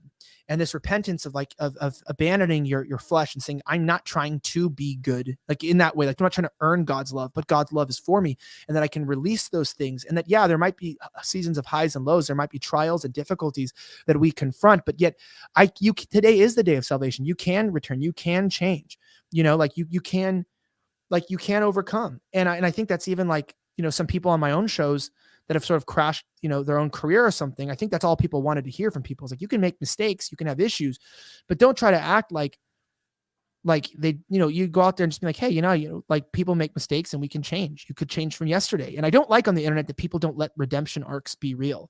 Like there's a grift, there's a religious grift. Sure.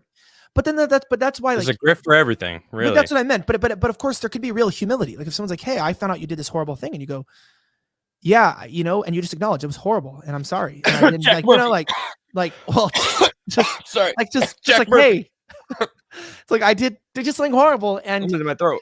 And maybe my legs were behind my head or whatever in a picture, but I also but I just meant I could look at a man in the face and then, and that's honestly, when I had dinner with him, that's how he talked to me. Because everyone's like, oh, you got dinner with him. I did ask him what's going on. He did explain to me a little bit, not in depth. He didn't tell me the full truth. That's why I wasn't happy about the next night when he went on Tim Pool and was like, I thought we were just normal adults. Like, hey, yeah, I made some mistakes in my past. That's basically what our conversation was. I made mistakes. I'm not proud of them. I'm ashamed, and I want to do better. And that was my comfort. I have the same conversation with everybody, I guess. Like, you know what? Then you do better. Then try to do better and redeem yourself and go out and do good. Like Jesus said, go sin no more. Just go out and do no. But then it was like, then it was like mispresented, and I was misconstrued on that as if like somehow we were best friends when I didn't even invite him on. He wasn't even my guest on the show. That was Sydney's guest. And so I'm, and I was trying to be nice to everyone. I don't know what's going on. And I just feel like that's when people get into trouble, is when they keep trying to seem like the good guy. And I genuinely feel bad for the guy, because I even saw a recent clip of his where he was saying he kind of credited himself with Tim Pool's success. I don't know if you saw that. I saw that video. Yeah. And I just and so it's like, I don't feel Tim bad. Tim Pool is the reason Tim Pool's correct. But that's what I meant. I feel bad, not in the way of pity, but in the way of dude, it's like, look, man, you went through an embarrassing spat that sucks, and no one would want to go through that. The guy's got teenage kids, and there's, the same thing I think of any actor that has nudes on the internet. Like there's pictures with dildos up your butt, dude. Like that's, and huffing armpits and stuff. That's fucking embarrassing. And you could just come out and say, yeah, I'm fucking embarrassed by this. And at the time I didn't think about the brevity of what I was doing, and I was desperate for money, and now I've rebuilt my life, and I'm sorry to those that I've hurt, and I'm trying to do better. And I'm all that's why he's not a good example of a redemption arc, because he's not owning it. But that's what I meant, though. Is I meant I still extended that hand but that's why I've changed my tone. I always give people a hand of redemption in the beginning. Like, do you want to change? Do you want to make up for it? Go ahead. But there's so many shitty people out there, Adam, that don't want to change. They're always the victim, and everyone else is evil. And it's like, it's really sad to me. That's what the media world is. There's a lot of people, and they'll screw you over, and then they'll make a video about how they're the victim. And you're like, they'll use you until they don't. Until they can screw you, and they use it for opportunities. You can help them make money and everything in their life, and then they just leave you, and they stop being your friend, and they screw you over, and they slander you. And this has happened many times. I've had an old producer steal all my camera equipment from me, not Savannah, by the way. And so I've just seen so many people. There's been good people too in my life, right? Plenty of good people. So I'm not. Yeah. This is not some hint that people in my life are bad. But I just meant it's genuinely it's hard. And I think that's with redemption, though. There's a difference between redemption and being weak and getting walked over. And I think that's so I think that there's a lack of humanity if you don't offer redemption to someone. But if they don't take that redemption arc, and then you you are a fool for letting them abuse you further. You've got to just cut the gangrene off eventually, type of thing. And the Murphy situation was one of those too, where it's like the initial night, I was nice. I offered a hand of redemption to just saying you have a troubled past. Cool. Didn't know how troubled it was. No, I don't think anyone did, except or that it was him. voluntarily uploaded on the internet. But oh my goodness! Do you think Dr. Dickenballs knew what he was gonna do with that super chat? Dr. Dickenballs really, he went to school and got his doctorate in I don't know, trolling warfare, and definitely. No, I would say this. I'll just say Sydney and I had no idea. I've said this multiple times. We did not know what was going on. And that's why I initially felt bad, because I'm like thinking like, oh man, here's this dude who like wrote an article 10 years ago. I never read it, by the way. But like, yeah, it's like, this sucks, man. Like, wait, hold on. I was like, no, I read it now. You've read it now. Okay. Yes. You have seen it. Correct. So I thought there was just some article that was like, I'm fairly innocent. People don't realize that. Like, I actually try to kind of like see the good in people. I'm like, yeah, like I just assume I assume everyone's trying to do good, and I'm learning the last year that that's not true. Yeah. And then I just like, when I read the article the next day, I was like, oh shit, no, oh my gosh, whoa! And then of course the quartering started digging and started and then the guy was trying to get me fired on and his everything. Twitter, quartering. God, he tried to get. He was like, dude, it's like, I'm not gonna get fired because you uploaded dildos up your ass. Right, my Glenn Beck's talking about, like, hey, some guy put dildo up his ass, so here's your pink slip. Like, yeah, what did he think that was gonna work? That guy has, I think he has the largest ego of anyone I've ever met. I just thought it was weird. And it was weird too. Nice. It came out to me when I feel like the only crime people can give me from that whole event was I was too nice. And I feel like I treat people like that. I try to treat people the way I'd want to be treated. I do. I really do. I really do. I'm not perfect, and nobody is. And like, I got my own flaws, but like people think maybe because of the internet that I'm a dick, but genuinely, and I don't mean like I'm nice, but like I try to do that. And so I really do. And so I was trying to get, be there, but it was a certain point where I'm like, dude, hey, fuck you, dude. Like, this is ridiculous. You're going to go on Timcast IRL that has a lot of viewers. Obviously second best show in America, behind the Crigler show. But I was going, no, it was just one of the bigger podcasts that's out there, and you're going to misrepresent everything, lie about me on camera, and pretend like there was some setup and stuff. Like, you know what? Fuck you. That's just all I thought. Like, heartfelt, that's just goodbye. Like, we're over. And then, the accusations of revenge porn, like, dog, you put revenge porn? Were you taking revenge on yourself? Come on. Like, were you posting any of that stuff anyway? No, I mean, I posted a link in my Telegram to like quartering stuff. Like, yo, apparently this is deeper than we thought. No pun intended. But it was like Telegram. By the way, if you want to check it out, it's in the description below. Yeah, you guys should check it out. No, but I mean, like, dude, the amount of like cock pictures and dildo ass pictures I saw for the next like 3 months, I just had to like tell people, like, dude, if you send me one more video of Jack Murphy talking about fucking young cowboys sniffing armpits, I'm gonna fucking block you. Like, you're good, but goodbye. I can't do it anymore. Like, it's too freaking much. And there's more information I didn't even know. Great. Cool. Yeah. I was just like, dude, like, there was just, and so then some of my freaking friends are freaking, so I was like, you can't send me any more of these. So then they decided to take his sex videos and just keyframe it to his face. So they technically didn't violate what I asked them. So it would just be like a 40-second video of Jack like grunting and like making noises and like, and it just kept like shifting, like keyframing to keep his head like, and just like, oh yeah, it's all this crazy stuff. And like, yeah, I like young cowboys, and you fuck, I'm heteroflexible or whatever. And I was like, okay, technically you didn't violate what I said, but now I have these videos. You guys are all assholes. There's these videos, and your circle shrank a little bit more. It's porn with just the head. Yeah, and now I have like one friend, and it's Pamela Henderson in my life, and she gives me pleasure. But I meant genuinely as a joke. Like, I was like, I've lost pretty much everybody in the last year, and so I'm just where I'm at now. It's just me in my little home studio, and here we are. But my slightly offensives, like, absolutely killing it, and all my social, like, everything's just growing and doing well. So like, I've never been doing better financially in terms of reach, in terms of downloads, and like, I've never been in a better place that way. And I have like the best crew right now in the world that are like just so freaking amazing. And I'm so happy Savannah, was able to leave and chase her dreams, because that was a big burden on my heart too. That, not keeping her down. So I'm feeling happy for her and my friends. And so I'm happy, but it's just really sad that a show was on for like 4 months and it like a guy ruined his career on it. Like, it's just sucks. It's like it's a really sad way to end your career. That's not a good All right, place. I have to ask. I have to ask this.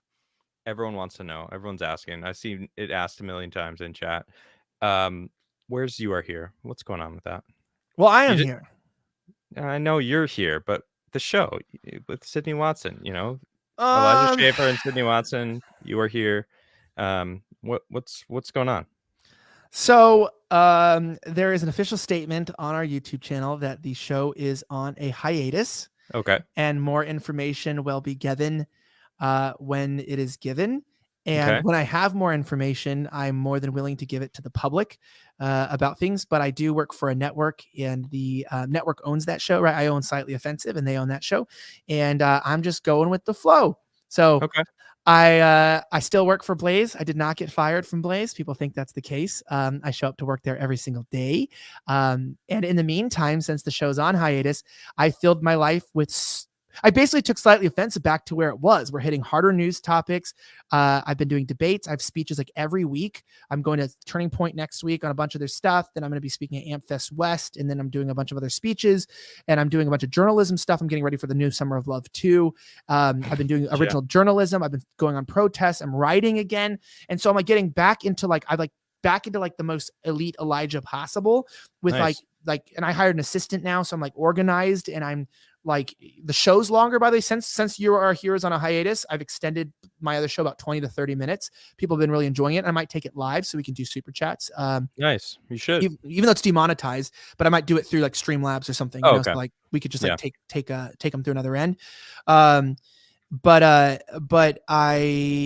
wish I had more for people, but like anytime you're on a hiatus or things happen, the gods will decide. And I'm sure within the next couple of weeks, I'll have more information. Therefore, everyone will. And it's sort of like, it is what it is. So, but I'm still here, and You are here on the Crigler show. So that's yes. Wow. So it seems like you've got a lot on your plate now going on. Correct. Which is fantastic to hear. I did watch a little bit of you talking to Destiny the other day.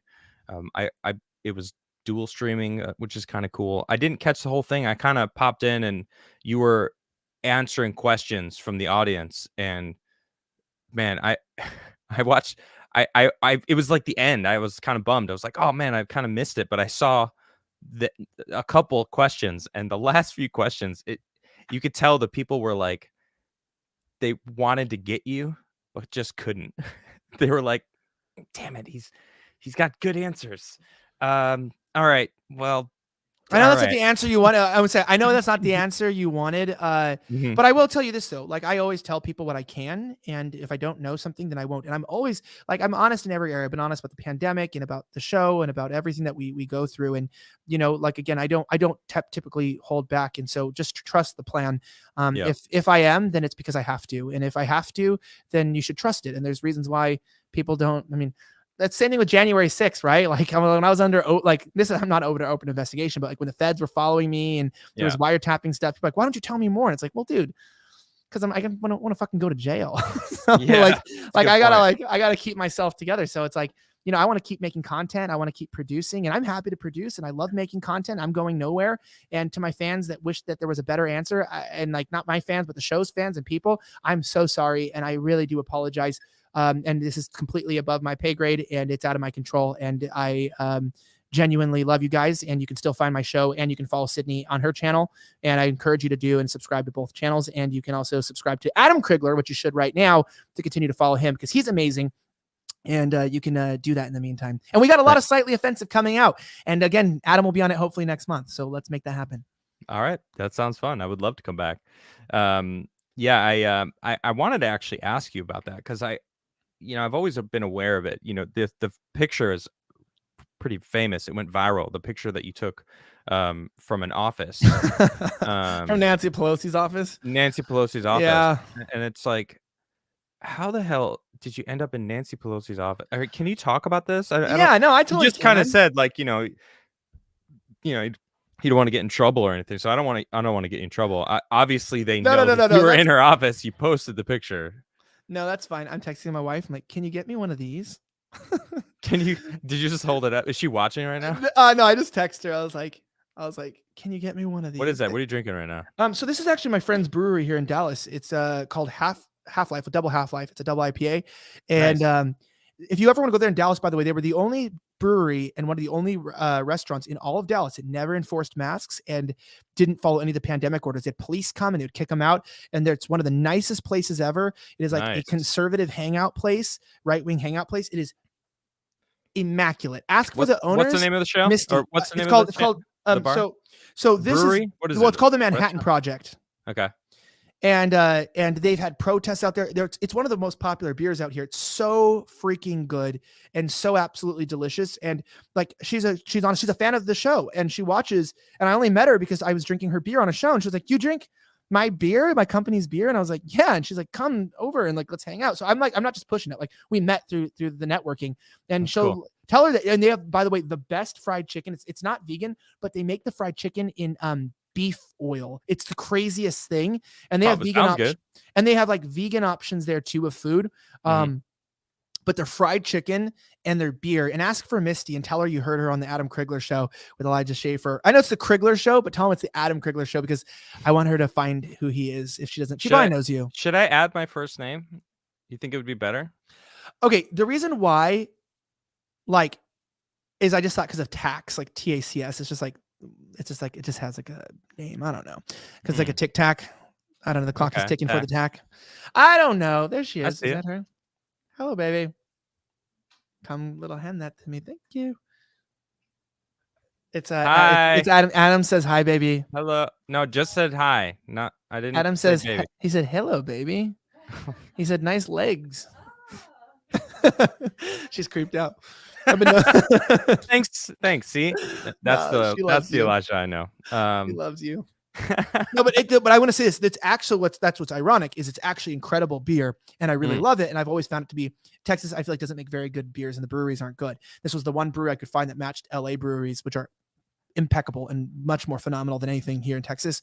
And this came, and the double Half-Life. I love hazy IPAs. And they also do like champagne beers and different things that are so cool. High ABV, high volume. If anyone's a beer snob, try it out. And go to Manhattan Project if you're in Dallas. You will not want to miss it. Misty, and get hooked up. She's a patriot. She fought the mandates as they went on. She was one of the main fighters, and you got to support that shit. You got to support it. She sounds like a badass. I got one more thing I want to talk about before we get into some super chats. You've betrayed me, Elijah. What did I do? You betrayed me. Why? I saw you bought some quartering coffee. Well, I paid for it is the deal. I bought it. And you paid for it. I gave you coffee. No. Okay. Go on. Explain yourself, sir. Explain yourself. So here's the deal. Please. Number one, I really like Jeremy from the quartering. I do too. I like him. Sure. And you know what? I always support small business. You know what? Here's what I need to do. Go on. I'm listening. Mm-hmm. All right. What is we go to the criglercoffee.com. I need you to tweet out the receipt just like you did for the quartering. Which one's the lighter roast here? The lightest roast? I like the Commodore's Reserve. I wouldn't say it's the lightest roast. I know people are gonna think that's gay. I'm saying that, but I like the ones with more caffeine in them. What has the most caffeine? The Terrazzo is probably it's the lightest roast we have. The Gamer's Blend's pretty packed with caffeine, but wait, I'm saying Costa Rican, Ethiopian, Jaeger. Go to the top and go to blends. Jaeger. What was that? I'm sorry. What? That's a Y. Jaeger. What is it? Jaeger Chief. Jaeger Schaffer. It's okay. That's like kind of gonna cut that out. But that's an acquired taste. That's a different kind of coffee at Jaeger Schaffer. It's not my favorite, but some people love it. Okay, I'm gonna say in the chat, whatever we get the most of in the chat, I will order the coffee. Whatever we get the most recommendation. So we got to monitor the chat. Whoever's got the most recommendations is what I'm going to order. That is true. Well, if you like lighter roast, I would go with the terrazzo. Everything else is medium and dark. I don't even see that in here. The Costa Rican terrazzo, it's not on there. Oh yeah, terrazzo. They sound white. Oh, I don't even know if I'm saying it right. I'm curious actually to see what other people like. Let's see. Nuclear says Commodore's Reserve. Deplorables says Catalyst. Okay. To be fair though, I also let you advertise your coffee on my show, so that's pretty good too. Yeah, I do. Know who would do the same? Jeremy. Well, the fact remains, I'm not requiring you to buy coffee right now. Wait. Oh, nice. You're doing this to ease your own guilt right now. Okay, wait. How do I?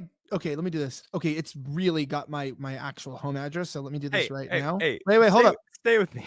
Hold up, I got it. I just bought it. Hold up. Here we go. All right, if you're doing public post, I want to see this tweet. I'm waiting for it. Hey, I'm refreshing on your page right now. Hey, Adam. Also watch this. Bought your coffee.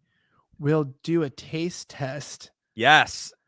We'll do a taste test live on your show at the quartering crap coffee live on air with my sinful Starbucks and see what's better. Yes, you got to compare with Starbucks too. Oh gosh, Starbucks coffee. If I put my order number in the orders, they can't like backtrack my home. If I like put I'm posting like just a picture of the price with my order number, they can't like backtrack my address from the order number. Just cross out the order number just to be sure. Yeah, because I was gonna say like that was exactly my house.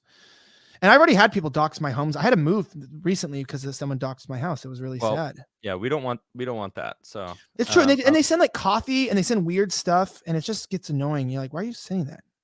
You gotta get a PO box, which I just got one. People were asking for months. They were asking, and I said, all right, fine. And I finally got one. In the description below, if you guys do want to send me some stuff. Yeah, well, people can always send stuff to Mercury Studios, but they still found my home address. So yeah, that's not okay. Yeah, there's some guy, this fat guy that I barely heard of recently. That he's he's my lover, but he showed up at my work too, and I was like, if I can carry a gun, like, dude, he was 5'1" and the weight of like 6 people, and it was like he came with like a group of guys, and it's like, dude, it's Texas, motherfucker. Like, and wait, he said he's like, jump me or something. It's like, dude, I carry a gun in my waistband. Like, you don't understand. I have a very nice Glock. Have you seen it? I have a very nice like custom Glock with a nice hairline. I've seen it, not in real life though. I don't remember where. Yeah, it's like it's really nice, and I've had it like it was a very very very dumb move, considering the fact that we have armed security as well, who were very nice to him and the people. But it was like I had spoken to a lawyer about this before. If people had showed up and they had made like threats online about the laws about shooting them, and according to some trials that were made today, if there was any contact made even close to what was threatened, I could have killed them. And I feel like that's really stupid of people to come on a private property when you can kill them. Like, and so like I guess there is a risk of putting the stuff. I have a few stalkers too, but that show up sometimes, and it's crazy. Or people just like show up, and I feel really better. Like they just show up and like camp out and like stalk me. And so I come with a gun, and I usually come with my assistant, and we're armed. And sometimes we have to be escorted in. But it's like, you don't think I carry around a gun with me everywhere? Like, you're a retarded person. Like, I have weird interactions. I've had to remove my gun from its holster before, even in a bad situation. And so it's like, you don't think. I just don't know what people think is going on. Like, don't show up to my work. Everybody's fucking armed. It's a conservative network. And people are like, oh, well, it says on the door, don't have a gun. It's like, well, dude, we literally have bodyguards there. Like, just don't be stupid. I mean, I'm not important enough to have a bodyguard. Technically, I do, but I used to have one. But those are some rich people with a lot of guns, and I don't know what you're doing. I think the internet has given people a false sense of superiority, safety. They think that real life is the same as the internet, which the internet it's a different place. It's not reality. Like Mike Tyson punching that dude out who kept getting drunk and attacking him. And he says it's like people have forgotten sometimes you'll get punched in the face for being an asshole, and it's like, I mean, now that's just being punched in the face. But if you are actively harassing someone and going after them and like claiming you're gonna do stuff, it's like, what do you think they're gonna do? They're gonna defend themselves, aren't they?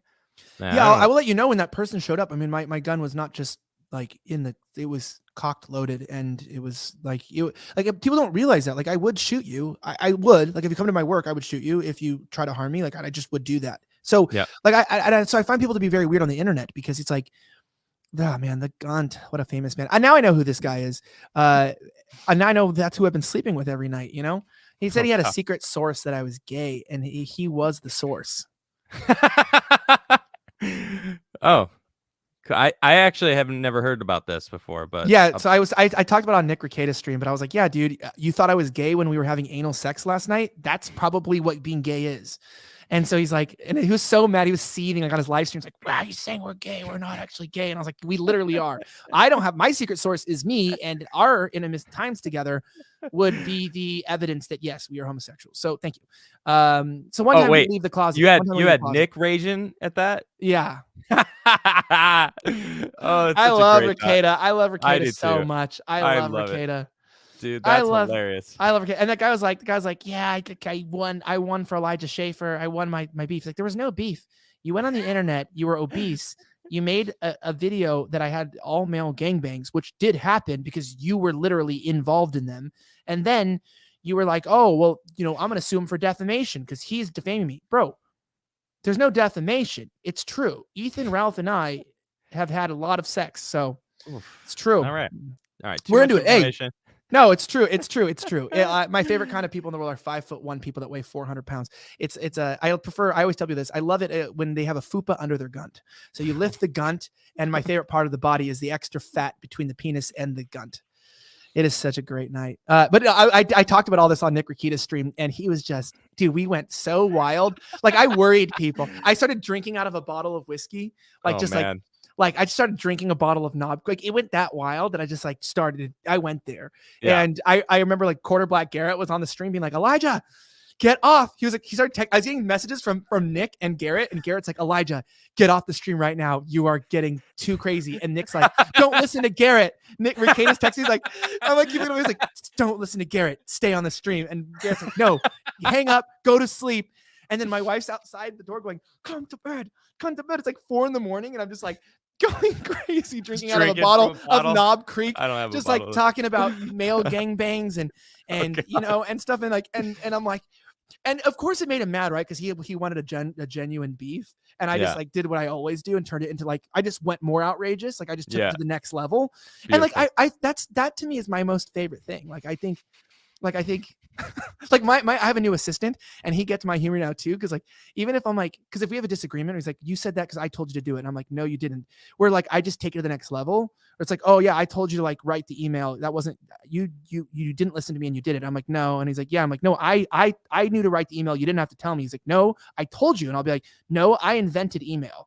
And so I just take it to the next level. Like, I invented email. I'm the only one who knows how to really use it. I don't trust you. Don't talk to me. So I just take it there. And that's been my whole life now. Just take it to the next level. Have fun with the shit. If people want to be negative and cause problems, no matter who they are, whether they're a pig or not, it's like, just have a good time with it. Enjoy the drama. Enjoy the fun. Unless they're actually a threat and really screw you over. Like, if they show up to your office, then maybe you shoot them. But also too, like on top of that, if they really screw you over. But the internet people, I have too much fun with it. It's too entertaining to me. Like, I mean, you want to fucking outdo me? I'm tamed. I'm on NDAs and contracts that keep me in positions that I want to go way further in, and I can't. Yeah. So you would be surprised where I want to go on the internet. And I believe it. I believe it. I've had conversations with you off air. Oh, I know. We got a bunch of super chats. Everyone, thank you very much for your support. Robert Wiles starts it off. He says, I hope this makes Betty smile and Dan in Francisco smile. I posted a pic in locals. My sis put up my pug's display. Can you show it to the chat? I did see it. It's very nice. Not right now. I don't have it pulled up, but maybe next time I'm solo, I will do that. Joseph says, come clean, Elijah. What happened to the show? Well, before any super chats that we're asking about, you are here. I did ask him earlier if you did miss it. I don't exactly. Yeah, just go earlier in the stream and listen to my explanation about You Are Here. Yeah. And like I said, just test me and see if my whole life, just see for all the questions going forward. No, but for people that just joined for the You Are Here question, go back and listen to it. And also, I've never been nothing but upfront about everything, and I've always given you all the information that I can about anything. Yeah. And so if I don't give you information about things, it's because I can't, and that's fair enough. And everything in life, I was gonna say this: try it with your spouse. Try telling them everything you think about them. It's not gonna work. So I do actually. I have that relationship with my wife. I'm very, very I'm very lucky to have that. Okay, I didn't mean that. Okay, man. Bring it on, baby.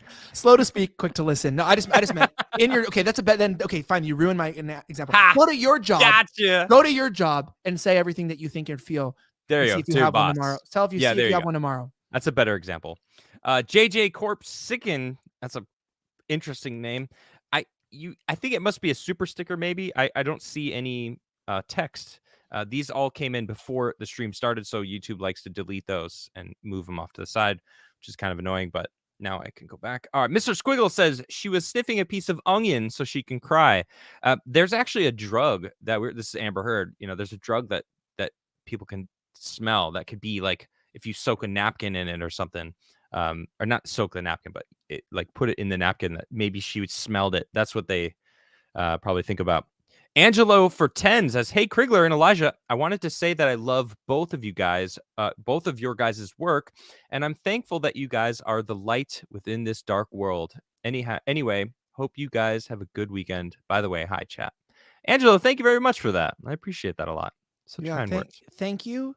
And I think the reason why we like Adam and why I like Adam so much is there's very few genuine people who are the same as well. I'm going to use his line, but that are the same on and off camera, that that these are people that if you had a hard time in life, you can go to for advice. And Adam is one of those people that is consistent and is also actually a good person, and has been harmed in life and has still had a good spirit about it and still done himself very well. And we've all been rooting for him. I've been rooting for him for a long time. And 190,000 subs on YouTube.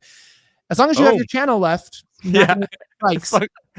And I only have one strike currently. Okay, good. May 22nd, it falls off, so that's good. It's been a while since I've actually had no strikes on my channel. I don't remember actually. I think I'm. Are you monetized? I am, yeah. I'm getting the super chats, of course. Oh, okay. I didn't know if I'm on Streamlabs, so I didn't know where they're coming from. I didn't know if we're right. Oh, yeah. This is YouTube. I actually should do that just for when YouTube finally does say, all right, this guy is too spicy. For some reason, you get a lot more of the money on Streamlabs too. True. Yeah. Do you put your crypto wallet addresses on your? It's on my website. No, put it on your description. A lot of people would rather tip through crypto anyways. And do you want to hear something crazy?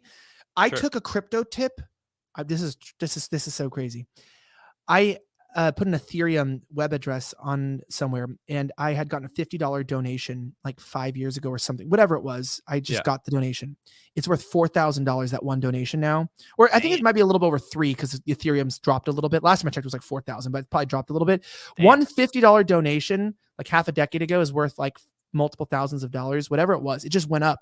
And I've also someone gave me like $6 in Bitcoin, and it's worth like 300 or 400 bucks now. So I have all these like random donations, and I remind people that's why $6 today in crypto could be 1,000 tomorrow. Or if it's the current trading model, that could be $3 tomorrow. Because if you would like to tip me some crypto, my crypto wallet is on my website, adamcrigler.com.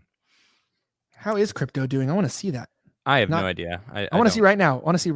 Where's crypto at? Angelo asks what happened to You Are Here, which we just covered. Ricardo Rocha says, greetings from Panama. I can't say that. But he says, continue. Sorry, Ricardo, I cannot say that. That's a little too spicy. Love your shows. Keep on spreading the truth. I try to do the same thing among those close to me, albeit not so successfully. Well, you'd be surprised. I mean, most of my family, it turns out, are very conservative, and they were all like, "Yeah, good, you finally woke up." That's kind of the vibe I've gotten with my family when I just wasn't paying attention. I wasn't apolitical. I just was clueless in the political realm. Young Pei Cheng for $20. Thank you, Young Pei. Does Young send you a lot of super chats too? Yeah, Young Pei is great. I love Young Pei. Young Pei, I'm sorry I don't get to see you every night. Cry. Yeah, constantly supporting. Thank you very much, Young Pei. Says, two legends crossing over on a Friday. Elijah, I am still putting that box together, but it'll be finished soon. Do you think you might come to Arizona with Stein later this month? Both Wait. of you, please have a meeting weekend. Yeah, Doug, I'm literally going to be in Scottsdale from Thursday of this next week until Monday. Yes, Young Pei. You have my email, Pei. I'll send you the resort I'm staying at. But yeah, let's I'm doing a bunch of stuff with Turning Point. I'm literally going to be in Arizona, and I'll be back in Arizona in August. Let's kick it. Let's do some whiskey. Where can people find your schedule? It seems like you kind of have a set path going forward. Can people go to watch Slightly Offensive and be into cast? No, the truth is I have those events with Turning Point, and then I have the 1st through the 4th. I'm going to be speaking at a conference in California. But just honestly, keep up on my social media, my Twitter, my Instagram. I'm always putting the things up on stories and down below. Yeah, down below in the description. You guys just got that. Click on that social media. Let's see. Can I spell out the crypto wallet? You can't check the site right now. Well, I guess I could just add it to the description. Just like this guy just suggested. Sounds like a good idea. Do you want to hear the sad thing? These headphones, I bought a bunch of the equipment for my home studio before I started building it out, and it's not even close to being anywhere where it should be. But these original headphones, these were supposed to be Savannah's headphones. Before she left the show. I got her the orange ones, and now they're mine because I bought her more expensive ones than me because they're more comfortable, and got to keep the ladies comfortable. So I got her these ones, and now they're mine. So now I have cool Asian orange headphones. Wait, they're Asian? Well, I just meant because Asians always have interesting stuff, and so yeah, I just figured Asians would buy something like this. I usually just have black headphones. I mean, if we think about it, right? Most headphones, if not all headphones, are made in Asia, so they're all Asian. Ching chong. It's right. You know what I'm saying? Wrong, but I got orange headphones. Oh, I'm not wrong. They're kind of cool though, right? These are the Audio Technica, but they come in for you. Oh, that's what those are? Yeah, those are nice. Yeah, for you are here. I had the idea to give Sydney white headphones and me black headphones. I was like, hey, let's do different colored headphones. That's not a lot of people doing that. And then what comes out? Brett Cooper's comment section. She's got some different colored headphones because I was like, hey, let's get away from the normal podcast vibe. Let's go different. And I was going to do that in my home studio, so it was different than my normal show. Because Slightly Offensive does black headphones. I was going to have us all just blue and orange and different looks. It looks like you're at home, you're chilling. And by the way, I was going to say too, you have a great camera. What camera do you use? This is a Canon. I can't think of the. It's a bunch of numbers and letters together. Is it a big guy or a little guy? It's not tiny. It's about this big. I don't know. I got it from. Yeah, that's way bigger than normal, Adam. That is not small. Yeah, even that would be that would be huge for a camera. Because you're massive. You know what I mean? Oh yeah, I mean. And I give it a couple inches. It's that's a big thing. I mean, you don't want to change it. I've never had any issues with it. So yeah, my camera's small. No one's ever complained about my camera size. No, I'm learning about LUTs and stuff on cameras. I got a Black Magic in here, and I have you have to design the camera on the computer and then load in software to make it work. And once you go black, you never go back. So I hear. So the Black Magic is, but it does. I haven't got it looking that good, but it's the Black Magics, man, these are complicated cameras. I'd say to everyone out there, don't buy a Black Magic unless you know a specialist in cinematography, because there is no way to make that shit look good unless you actually are an expert. Anyways. Yeah, I'm not. Side note. Well, and also lighting is really important too. You have to understand lighting. I actually recently just changed my lighting. I don't know if anyone in chat that watches my show normally can tell the difference. I shifted one of my main lights over and then added a different light on this side. And it's a little warmer. I felt like it was really cold, but yeah, I like the lighting. Robert Wiles continues, says, sorry, Elijah, I didn't say anything to you in my first super chat. I love your sense of humor. Adam can tell mine is dark and twisted, fake leg jokes. It's true. He actually sent his fake leg to Quarter Black Garrett. Have you had Quarter Black on your show? Oh, he joins me every Wednesday for 1/8 Wednesdays. That is so yes. You're good at math. But I love him so much. Dude, me too. He's one of my favorite. Do you know there's this horrible thing that we do? Maybe I'm ruining your show am I ruining your show by going on these tangents? No. Okay. No, I don't. Yeah, it's fine. So literally it's so nuts. There's been this thing where people love it or hate it, but I've created this new, like, we've made the show about itself, where our show is about itself. So Slightly Offensive, after Sav left, we decided, let's make the show a show about itself, and like create an inception where like there's intentional mistakes written in the show, like incorrect things brought up on the screen, and we never really tell anyone if we're joking or not anymore, and we just kind of keep the show going.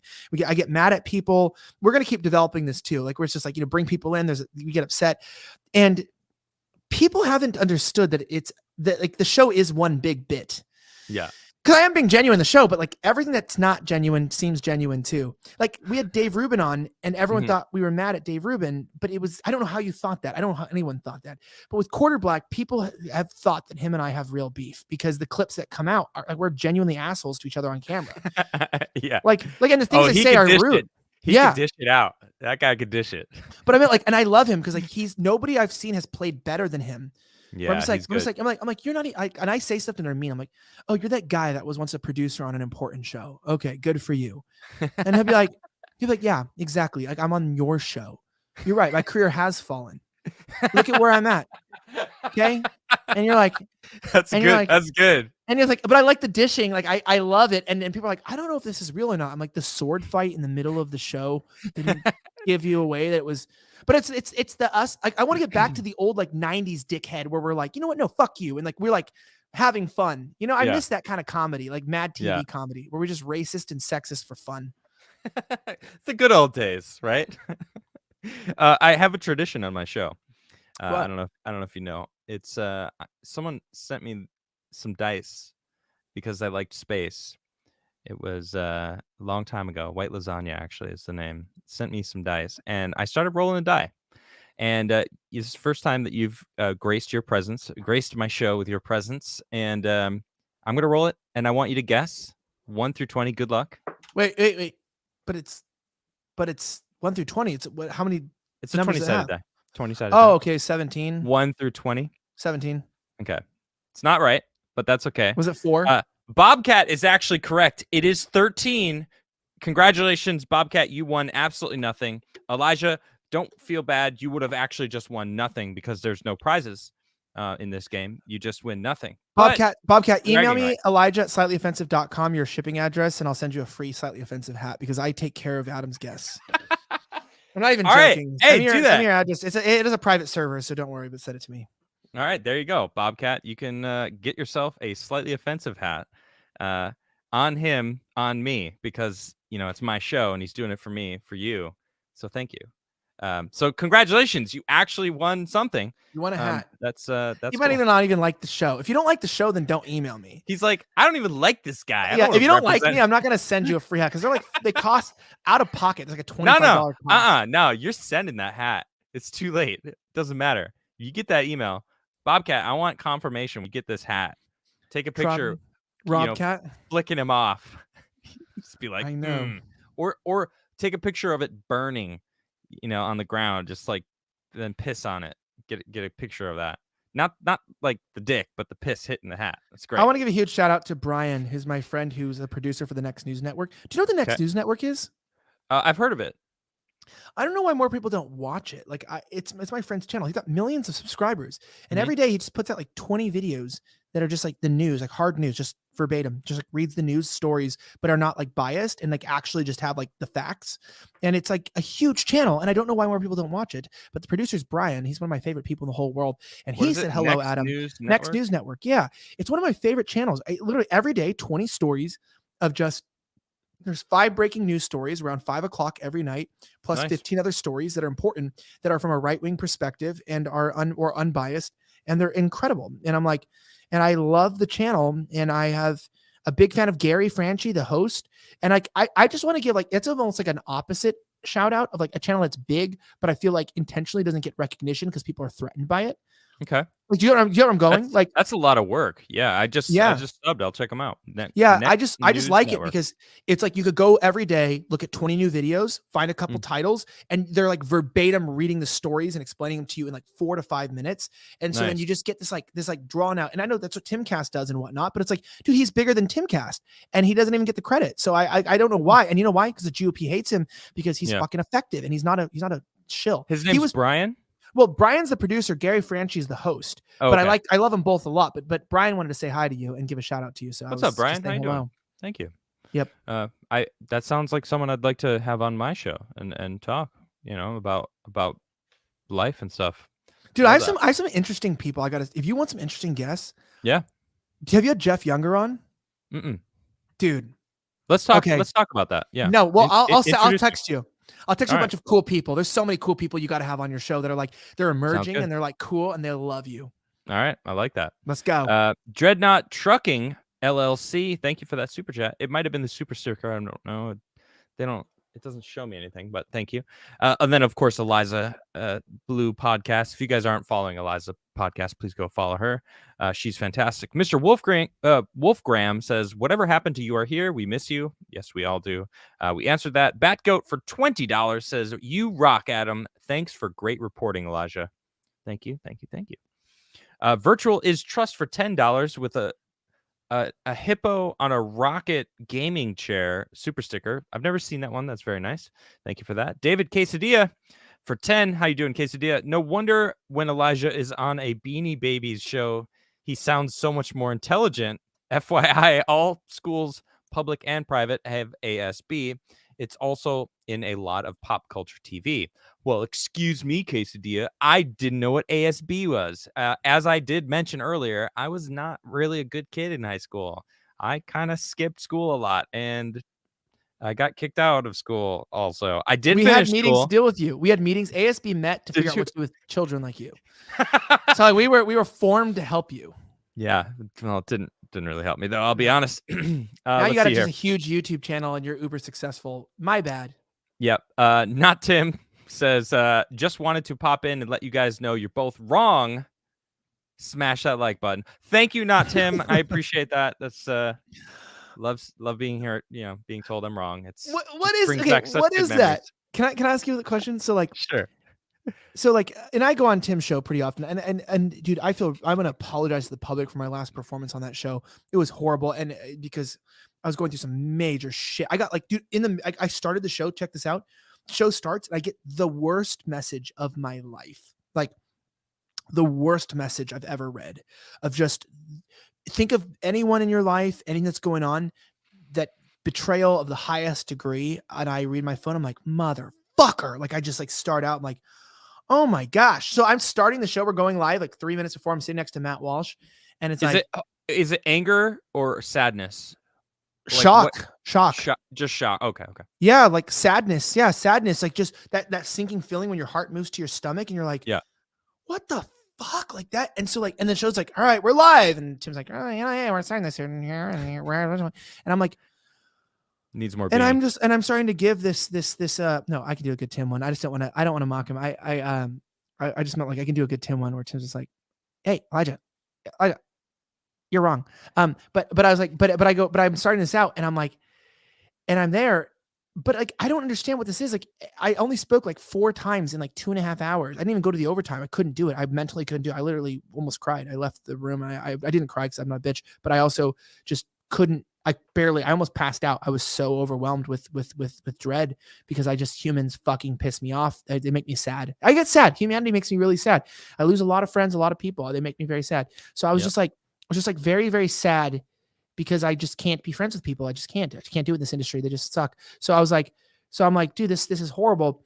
And I'm live in front of like 50,000 live viewers and stuff with like my mental health probably hit its all-time low during that show. Wow. And then we're talking about a topic I didn't want to talk about, abortion.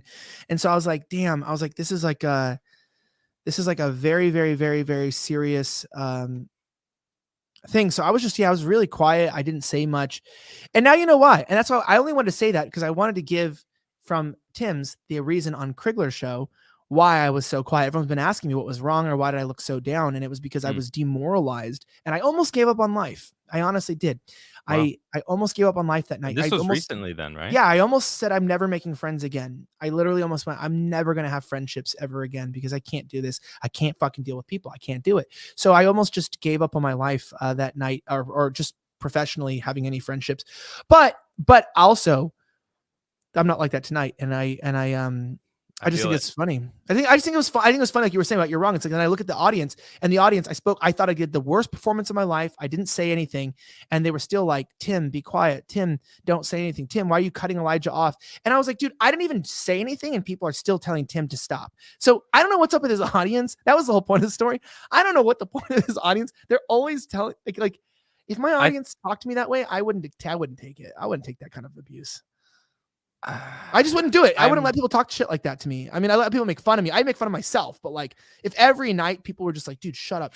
I wouldn't even make content. I would just be like, all right, I'm going to do something else. I'm going to go kill animals again. I'm going to diplomatically move on instead of saying what I'm thinking right now. Sleep is the cousin. Are you thinking about Jack Murphy's porn? No, God, no. Because you seemed a little excited. Jeez, no, I'm just thinking about personal experiences with Tim. Sleep is a cousin of death. An abundance of evidence isn't enough for evolution, but no evidence is enough for God. Well, I think religion, there was a quote, I think maybe Gandhi said it or something like that. It's like that there's 7 billion people on the earth, and that there should be 7 billion religions, because everyone is so drastically different. We're all complete and individuals. We all have different needs, desires, and things that we go through.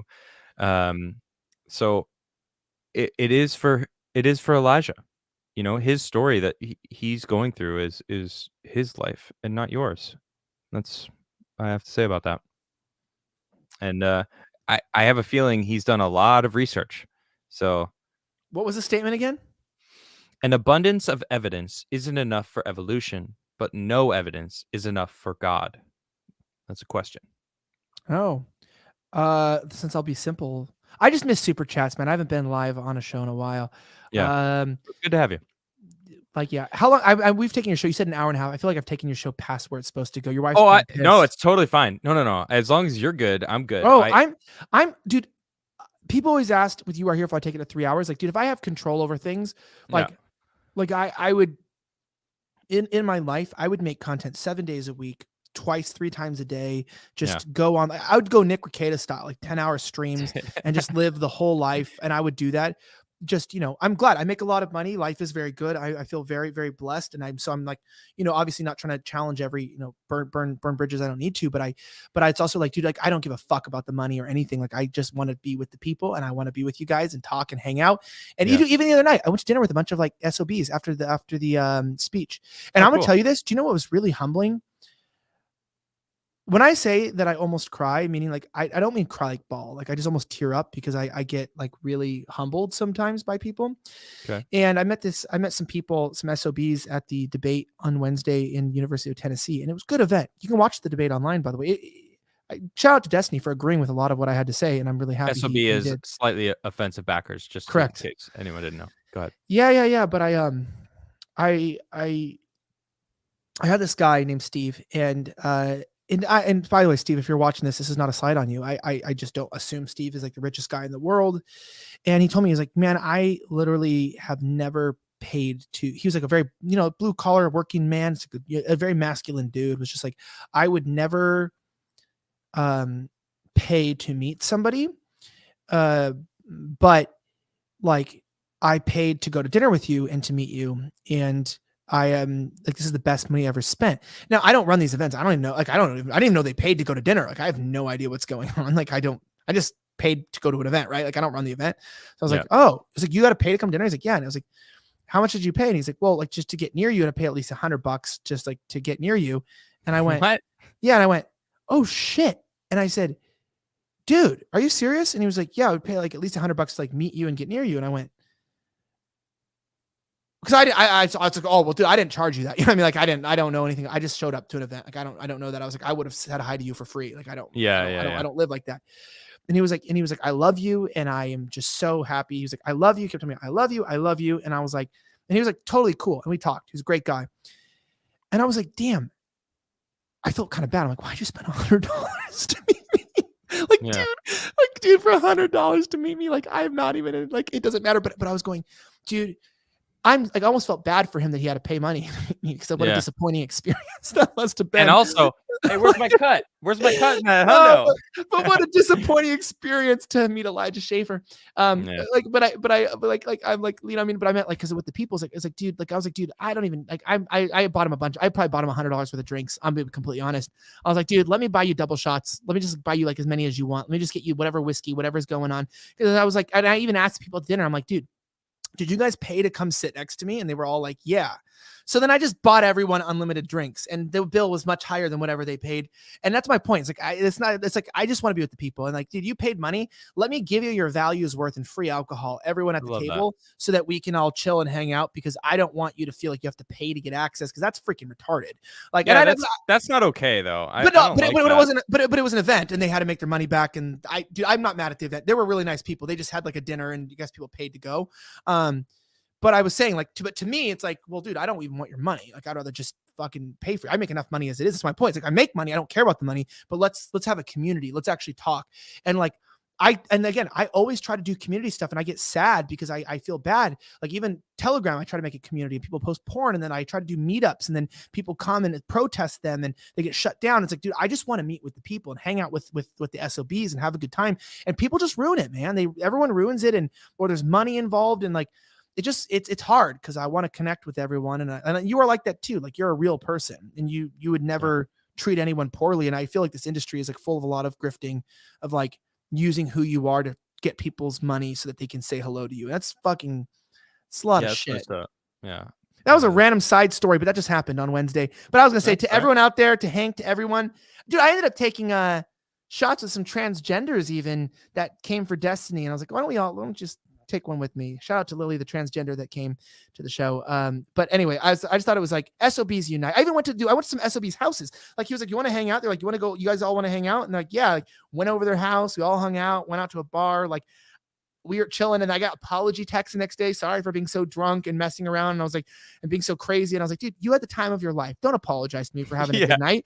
Like, you had a great night. And they showed me their guns and their safes, and I met their girlfriends. And it's like, dude, you had a great time. Like, this is what it should be. This is where we should be. And the losers ruin it. It's true. Well, they don't want to create. They just want to consume. And that includes other people's success. Ryu Woodware says, reason why Alex was wrong yesterday is reps think the baby is a life, while Dems thinks it's a bundle of cells that aren't alive. It's a person versus cells. Oh yeah, the whole abortion debate. I don't have enough energy to get into that. Athena's Owl, hey, what's up, Athena? Says, hey, I know both of you. Although Elijah knows me from Better Discourse, glad to see you both on the same show. Thank you, Athena. Thank you. I appreciate that. Nice to see you. By the way, Young Pei Cheng's in the chat said, I didn't pay to get into Amfest, and Elijah snuck me in, lol. Nice.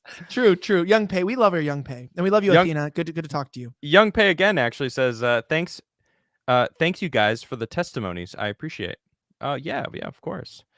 Fluffer Boy 2004 for $10 says, hey Adam, what's it gonna take for you to finally listen to my song Tired of Singing the Blues by Long Walks on YouTube, Rumble, and Bandcamp? I mean, that's literally it. Some people have sent me songs suggestions, and I check them out. Man, I don't remember them all, because it's happened so much over the past 2 years of people say, hey, check out this song. But I would say 9 out of 10 songs that are suggested to me are dope songs that I'm like, this is a dope song. Awesome. But I have it in a tab. I'll check it out whenever I find it amongst my tabs, but I'll check it out. Ryu again says he's wrong. Nose Lawyer is number 1. The Kriglers number 2. Beanie number 3. Well, no. Slightly Offensive is before Beanie. Come on. All right. Come on. No, it's not even a show. It's like the 17th. It should be on your top 20. As long as I'm in your top 20 playlist. Okay. Dude, I was going to say though, I'm really happy about this. We got back into like, we had a little bit of an issue there, but we got back in the top 200 like news podcasts on Apple, which I'm really happy about for audio because do you do this show audio? Yeah, I do. Okay. And I have no idea about the statistics of it. I don't even know. Your audio downloads up. Your show would do better. Your show will do incredible in audio. It's such the audio. The longer the show, the better it does. Well, my audio is probably even better because my wife, who is an audio producer, engineer, like she'll take my show and she'll fine tune it, get rid of the gaps. She even like edit. She takes my songs and actually adds some reverb sometimes and like makes them sound more legit. On Friday's show, normally on Fridays I chill and like have some whiskey and play some music. But are you having any whiskey now? No, but you're having a beer. I feel bad. I was gonna say we could have done some whiskey and beer. I thought it was a Friday show, so I was like, I don't have like. Oh, I can't reach it. Hold on. I was like, I was doing some beer, just hanging out. I'll have a little bit of whiskey. I usually have whiskey on Fridays. Whiskey Fridays. And I drink out of this. This is 130 years old. This shot glass. Really? Yeah, and you can't see it. It's not very. But it says Woodland Whiskey, Crigler and Crigler Distillery. Crigler whiskey was the highest selling whiskey in America for a couple years in the late 1800s, like 1887 to 1917. We were slanging whiskey. Well, we were distilling whiskey, and I actually have the original recipe. Maybe one day. We'll have to. When Young Pei sends me some of that, we'll have to talk about that. But it is true. YouTube user who's in the chat, I do agree with you 100%. It is a tough time. It is an interesting time. And it is quite interesting, though, cheers, with Crigler. This isn't the first time. Yeah, cheers. Let me actually grab that right here. It's actually, so we will do a cheers. That's what I was waiting for. Thank you, baby. She's lovely. Did you get my text about dinner? Thank you, baby. Yeah. What? Wait, put this. Wait. Oh. You got on the camera. Say hello. Hello, everybody. It's good to speak to you all. I'm just preparing dinner for my husband, so. I love you, baby. I'll see you in a little bit. All right. We're not in any rush, though. Don't worry. Cheers. No it's already. Yeah. Wait. We didn't do official cheers. Let's do it again. Yes. Cheers. L'chaim. Cheers. I'm not even Jewish, but let's just do it. Hey, Cheers, everybody in people chat. Like to talk shit. It's like my wife brings me beer and cooks me dinner. What's the best life ever? She's so hot and so sweet. It's so good. It's literally, it's the best. Like, what a woman want to work. My wife's just chilling. She just runs the house and she buys clothes and cooks. And she's such a good homemaker and she decorates my house. And it's like such a lovely girl. Like the most chaotic part of the house is the studio because she's not allowed to touch it. So like that's why it's like horrible. Are you guys planning on kids sometime soon? Yeah, so we've been in a tough time because like obviously, so my family's like broken apart and my mom's not around, and then her family has been stuck in COVID lockdowns, and so we're trying to not have family. Like, we were trying to expand the family when we could like get the family together. So she really wants her mom to be around for the first couple months, but while they are lifting some restrictions, I don't think they can leave still. The citizens, like, so I think Kez can get back in because she's a permanent resident here. It's Australia, right? Yeah. So because like the point is not because they can't leave, because the US doesn't let international travelers in that aren't vaccinated. Really? Correct. Yeah. We don't let non-vaccinated people to our country. I didn't know that. Mm-hmm. We have some of the strictest rules for international incomers. I have some things to say, but I would definitely get a strike for what. Yeah. But I was just saying, we haven't seen our family in years, and it's been one of those things. And also, like, we've been at war, and like I'm finally like I got a nice house now, and like I always say to people, it's like I got a nice wife, got nice cars, nice house, and I'm chilling, and I'm blessed. Like you have a nice humble. car. It's cool. It's fun.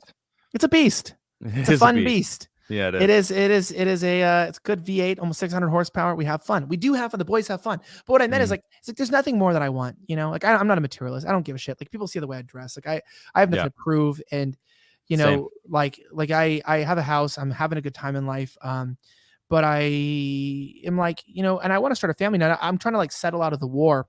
And I've been traveling so much. People don't realize like I'm on the road a lot of times, like 6 months out of the year in terms of days and not around. So it's a very there's the beer burp finally after 3 beers in.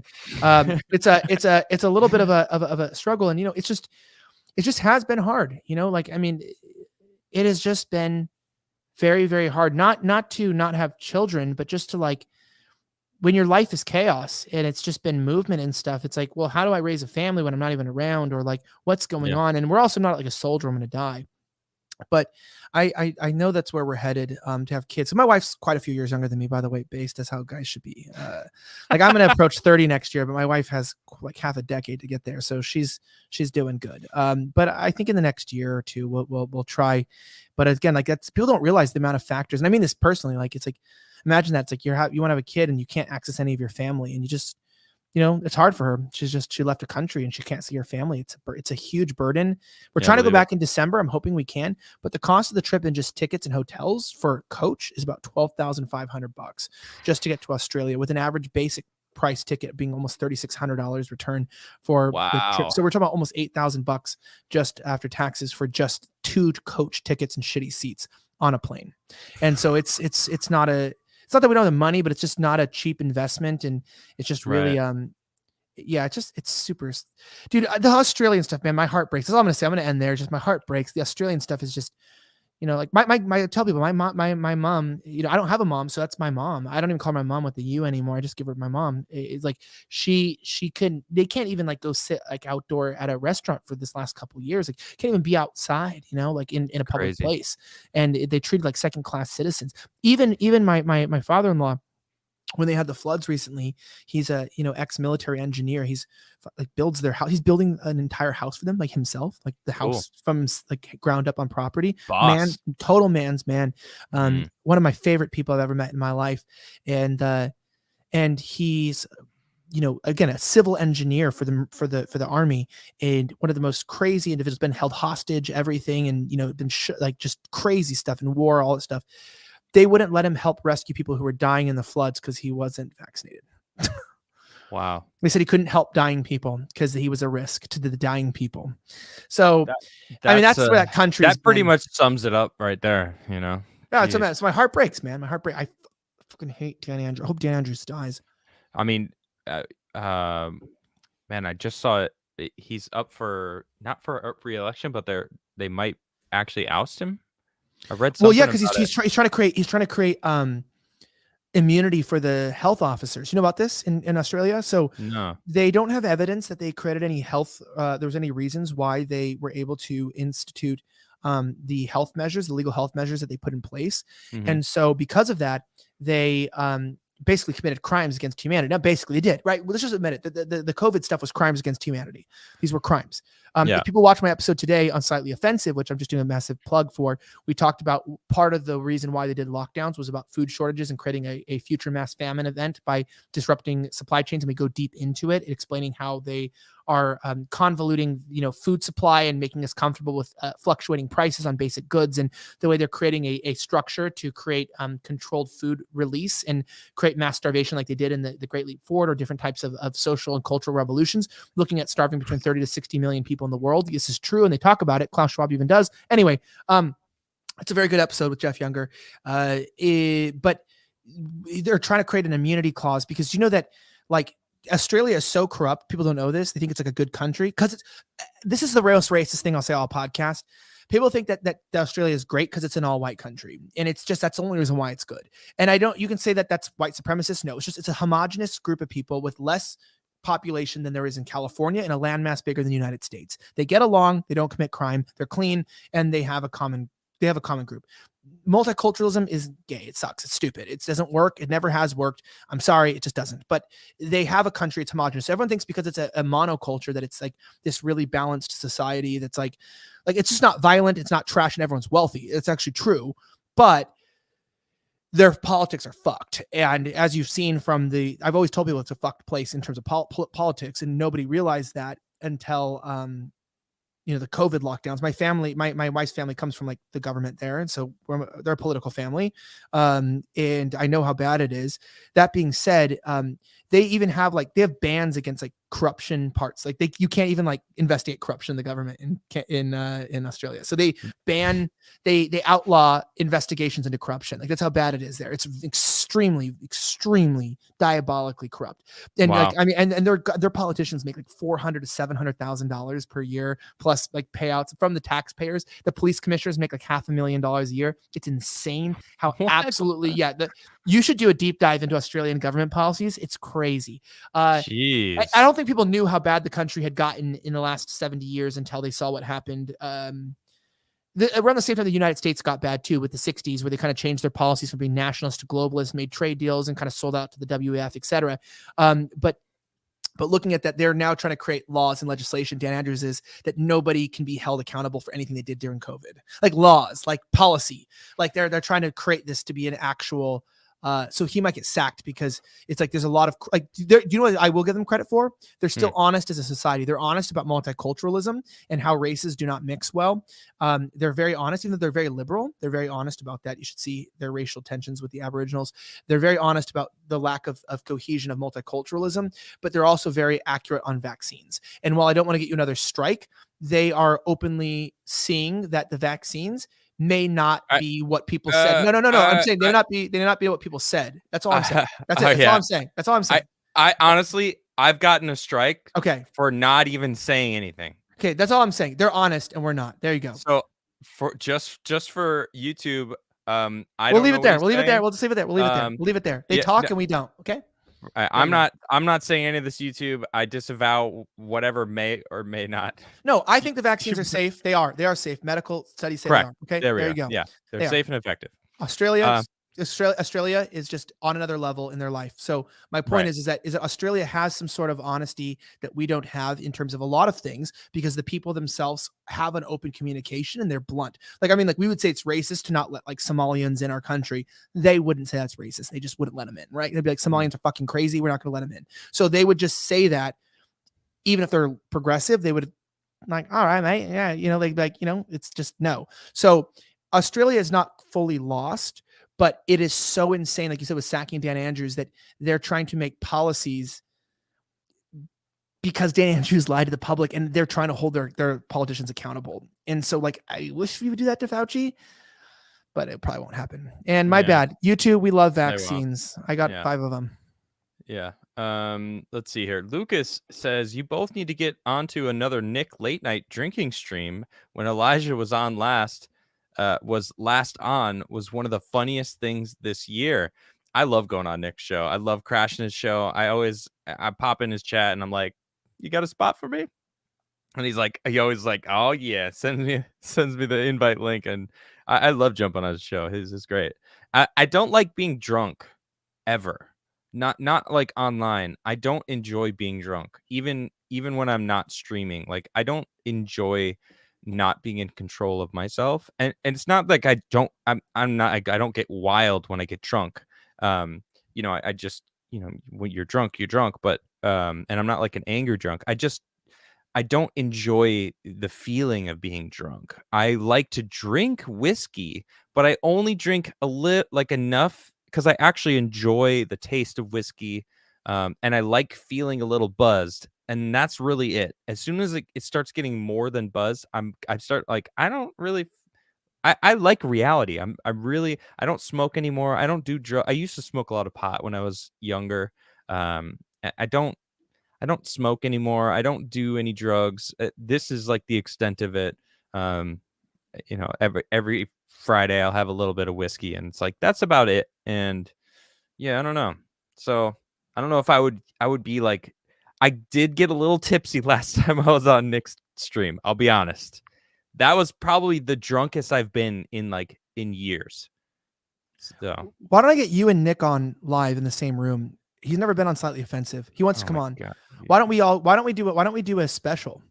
I would love to meet Nick in real life. We haven't met in real life. I'm going to do that. So let's plan for June. Let's plan for June, and let's make it happen with you and Nick in June. Because May's already pretty booked for me. Like, I have a pretty booked schedule with people. Crazy, okay. All right, let's do it. But I'm down. And here's a crazy thing. I can stream. So what we could do is film a Slightly Offensive episode. Okay. And then what we can also do is, because I have the ability to stream out of my, by June, I should have my studio done. we could do a late night stream on one of your channels, either, well, not even late night. We could do your show or Nick's show or something. We could do it out of my home studio, and I have enough cameras and people, or like not cameras, mics and everything in here. It's to have 3 people on at the same time. So we could go stream yours or Nick's channel at night, and then we'll drink then. Cause my show, I don't drink during the day. I don't like doing that unless I'm on a plane or something, but I don't like to drink during the day. So I say we do that. I say you guys both come at the same time and we do a late night drinking stream. We don't get drunk, but we have a good time. Yep. All right. Are you up for it? Yeah. Nick, can anyone, I'll just text Nick. Is he live right now? I don't think he's live. He's not usually live at this time. He usually is with his kids and family around right now. He's Nick not live. Ricada. I'm writing him. Yeah, he does a daytime stream, and then Friday there's no court for the case that he's doing right now. So I think usually Rose is like, you're gonna get smashed. No, well, see, that I just said, like, I don't enjoy being drunk. So like I'll get buzzed, but getting drunk and especially being live, I definitely not. Bradley Allen says #Grower Gang. Nice. Or grower gang. It's micro penises when they grow in them. I have your sticker. I don't know where I put that sticker. I have it somewhere. You gave me a sticker last time I was there about your crew that you came up with. Sejong the Great. How you doing, Sejong? Says, dude, great show, but I can't stay focused. Trump is going ham in PA right now. He's about 30% on script as he's just savaging the Dems. Oh, Trump was live. He might. I don't know if he's still live right now. Okay, so thanks for stopping by then, Sejong. I appreciate your support. You're always supporting me. I appreciate that. Bobcat says, Elijah, just because I haven't super chatted you lately doesn't mean I don't like your show. Okay, cool. So he does like your show, and he won't burn your hat and send me a picture of him peeing on it, but that's okay. I can understand. D What for $50. Thank you very much. D What says, another role for the chat. Please send whomever wins your coffee. You know, this there used to be a thing where people would super chat this, and I would give coffee out, and then I think someone got the idea because Nick was on my show, and this was like, I don't know, 6 months ago or something, and I did that, and he was like, all right, I'm gonna email real quick and say that I'm that person. And then it started happening all the time. I got like a bunch of people who were like, yeah, hey, I won the dice game. And I was like, how do I, now I'm getting multiple people saying they're that person that won the dice game, that want free coffee. So like, it happened multiple times where 2 or 3 different people were saying they were the same person. And I'm like, so I had to stop doing that. Even said, you said, hey, Bobcat, like, send me your address and I'll give you a hat. It's like, what happens when you get 4 or 5 emails from someone named Bobcat? Nah, I'll verify. I will. I know what you're saying, though. Wait, how do you verify it? What would be your technique for that? Like, how would I do that? Yeah, how would I keep that going? Well, they could probably show me that their email on their YouTube channel matches the email they're sending this to me from the back end. The screenshot. How do you prove that? Go to your email account from your YouTube and show me that your email from the original Bobcat and the name are linked. And there's usually a way to link. And sometimes too, I'll just have them verify.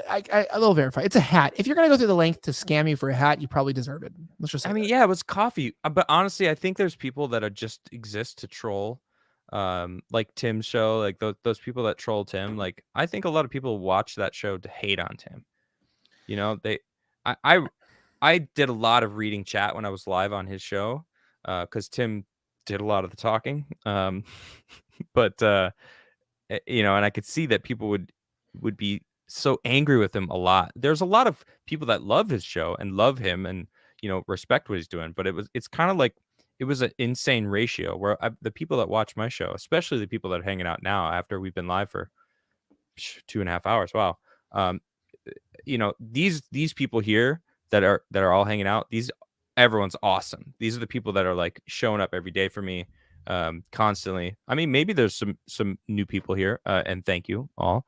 D What just says it's all good. All right, thank you, D What. Look, I do appreciate that, but I will honor your role, and I'm gonna do it right now. Elijah, you want to guess again? What? The number. I just rolled it again. 11. It's not 11, unfortunately. I'm sending something here. That's all right. You do that. Good luck, everyone. I will be watching the chat. Unfortunately, this is for nothing. Haley Divine. Oh, you guessed it was 11. It wasn't 11. Sorry, I saw 11 and I'm like, oh, you got it. Wait, no, that was wrong actually. Cougar Kitty. There it is. 14. It's 14. Sorry for throwing you off, Haley Divine. I saw 11 and he said 11, but it's actually 14. So Cougar Kitty, congratulations. You won absolutely nothing. Save it up for something nice. Maybe buy your mother nothing if you're lucky enough to have her in your life still. Or your grandmother, call your grandmother and tell her you love her and that you won nothing and you want to give it to her. That's always something. Or nothing. Mr. Squiggle says, maybe ask Kyle Rittenhouse. Maybe ask for Kyle Rittenhouse's contact. Maybe you can finally invite him to the Crigler show. I would love to have Kyle on the show and actually send him some coffee. I made a public announcement when Black Rifle Coffee did this whole we're not like no we're not attached. And I was like, I don't have a t-shirt, but I'll happily send Kyle some coffee for exercising his right to defend himself, as now been proven in court that he in fact did, even though I saw the videos because everyone was filming the whole thing and it was very clear as day that he was doing exactly that. Can I say this? Sure. There are so many things in my life to where, like, because I'm not one of these people that makes these massive predictions. I just go by what I see. And, I was able to make a show within like 72 hours of that, talking about how I thought Kyle was in self-defense and that I thought he was like a hero for what he did that night. Yeah. And I've had to wager so many different things on my reputation, and we haven't been wrong yet. I don't mean that pridefully, just we haven't been wrong. And it's not because I'm like a prophet, but like I just say what I read and what I hear, what I see. Yep. When people say they're planning mass famines, and they said that by 2023 they want the price of food to be up 100%, and they want it by 2030 to be up 400%, and we're already up 40% on the price of food, 20 to 40% in just 1 year, and they just want another year and a half to get it up, maybe 3 times that amount. I just believe people. I just take them at their word. I just do. And when I watch footage and watch them defend themselves, they are correct in their defense. And I love Kyle. And did you see that picture with him and Lara Logan? Oh yeah. You ever see eyes sweat before? I watched his eyes sweat. By the way, Lara Logan, good friend of mine, lives here in Texas. Kyle, very good friend of mine. Apparently Lara Logan has life preservers. She has something that the Titanic survivors didn't have. She has, and they were very apparent. Well, I mean, you wear a dress like that, you want people to look at it. Okay, I'm posting my Telegram right now, by the way. I'm going to repost this. I'm going to repost this on my Telegram right now. Jack Posobiec sent it to me. He's like, oh my gosh. And I'm like, I know. In the description below, you can check out his Telegram. And I even like text Kyle and I was like, dude, Kyle, oh my gosh. Like, just what the hell? What? Like I just like text him. Like just, oh my gosh. Oh, dude. Of that picture? Yeah. I was like, dude, wow. Like, how did you not look at those gazongas? Even I was like, I wanted to write, oh wait, Kyle Rittenhouse is in this picture. That's like what everyone's writing. I'm like, yeah, I didn't even read the. I just got the picture from Jack. I just thought it was funny.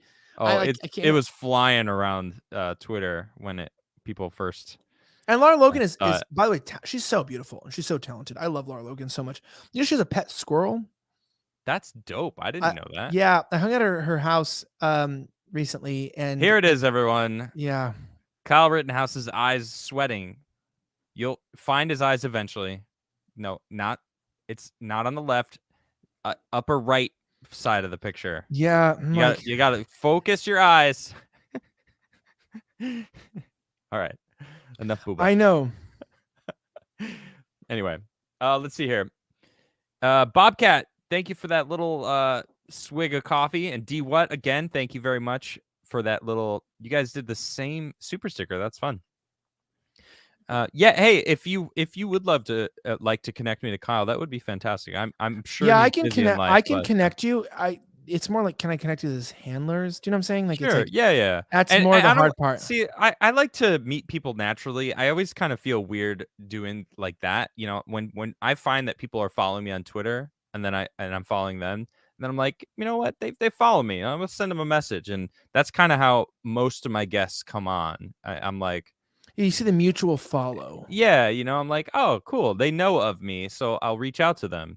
There's only a few people that I've actually tried to. Randall Carlson, I've really, I would love to get him on my show and Who's talk that? to him. Randall Carlson? Randall Carlson, he's done a couple podcasts with Joe Rogan. He talks about um, a serious event that altered the entire continent of North America 11,600 years ago. He talks about Göbekli Tempe, which is the oldest known monolithic site in South Turkey, and just kind of the implications of what it means, who built it, the timing of when it happened, which was about 9,000 BC, 11,000 years ago, just around the same time that this event happened, where they think, him and Grant Hancock think that it could be like some sort of meteor that hit and caused a massive melting of ice, and that's what the flood was that everyone talked about.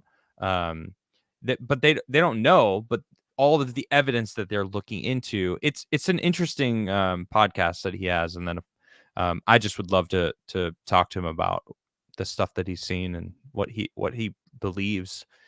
So I just find it really interesting stuff. JB, oh, hold on. Here we go. JB Morrison says, thank you for what you do, Elijah and Adam. I appreciate you both more than I can afford to say here. Elijah, you have helped me find God. Bless you. Thank you, JB. Appreciate that. Printer God. Hey, Printer God. Good to see you, mate. For $10 says, Adam, you should come to Anime Matsuri in Houston this year. Rokeda and a bunch of deplorables are meeting up there. Gonna be lit. You too, Elijah. Love the content. Thank you. What is that? Where is that? I don't know. What is it? Anime Matsuri.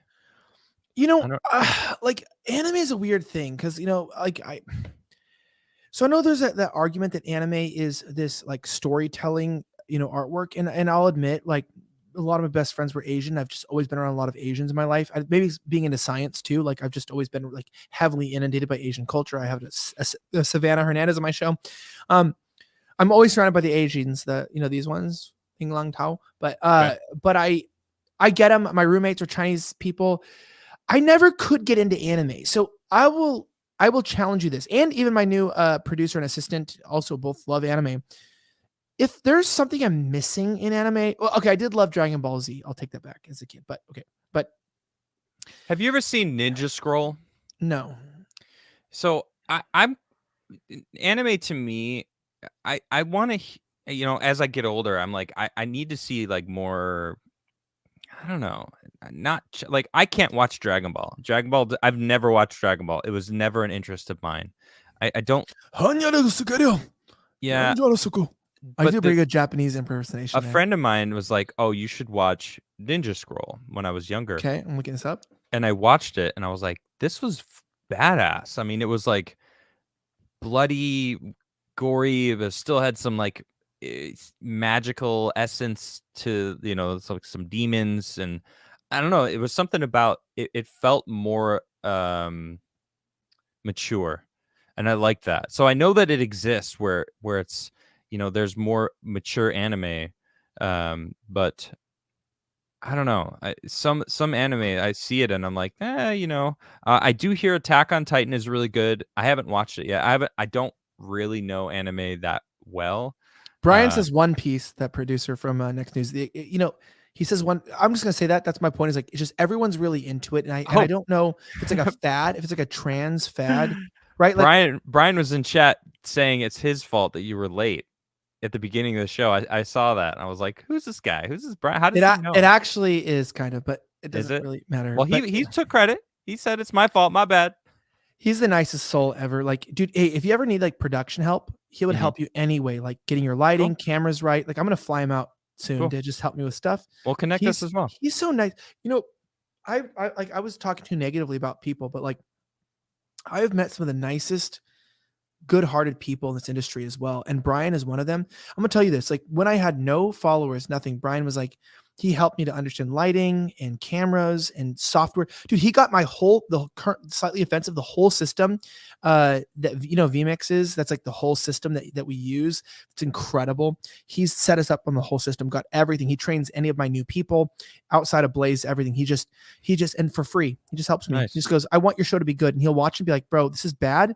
Let me tell you how to fix it. And he'll just send me like a part, be like, hey, your camera doesn't look good. Here's what you need. Here's a filter you need. And I'm like, cool. Hey, your computer's slow. Here's the part you need. And he just like, he taught me how to build computers.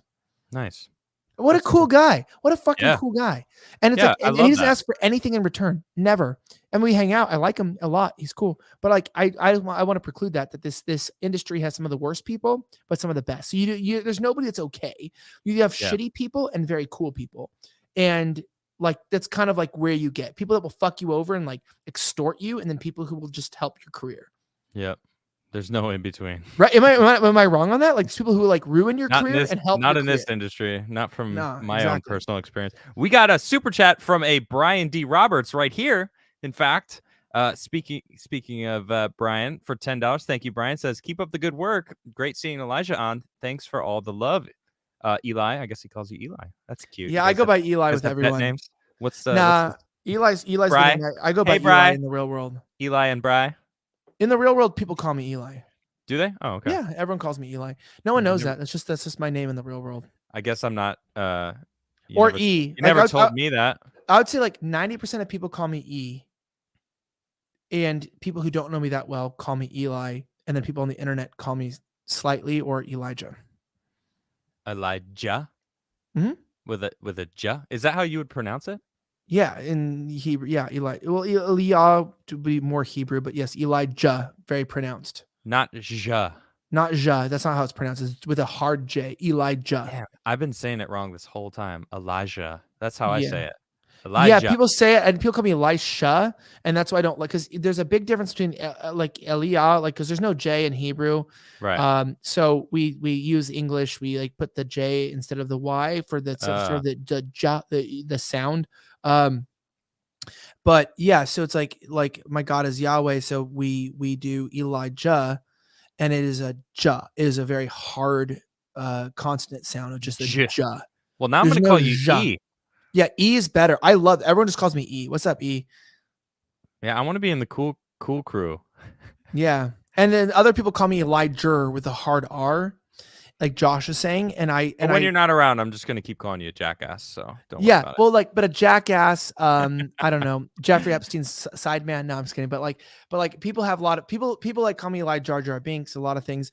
But I think that E is easy because Australians I side more with Australians than I do with most people, is that they just shorten everything. Like literally, like McDonald's sign says, they call it Mecca's there. Like, no, it's on the sign, right? It says Mecca's. Like, it's just. Oh no, I'm laughing at this. I just I wanted to double check before you left the show that you did in fact get some Crigler coffee. I did. Thank you, sir. Says, hey Adam, also bought your coffee. We'll do a taste test with the quartering coffee live on air with my sinful Starbucks and see what's better quality. Boom. I love it. I'm hyped on that.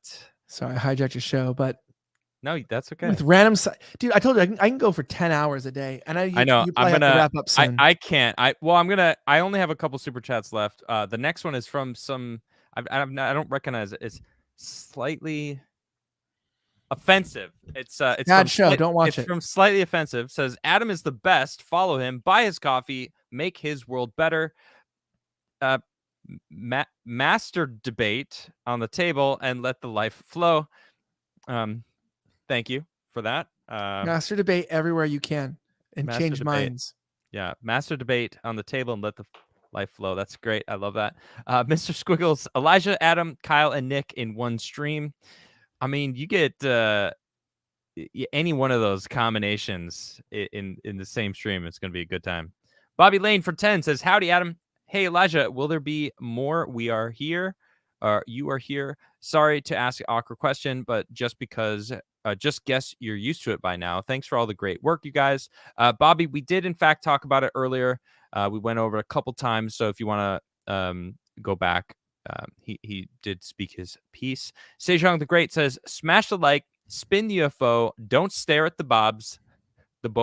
Ignore the man behind the curtain. Your overlords, the Ministry of Truth, love you. Well said, Sejong. The All Fupa. Oh, shout out to the All Fupa. Oh my God, your profile picture. Jeez.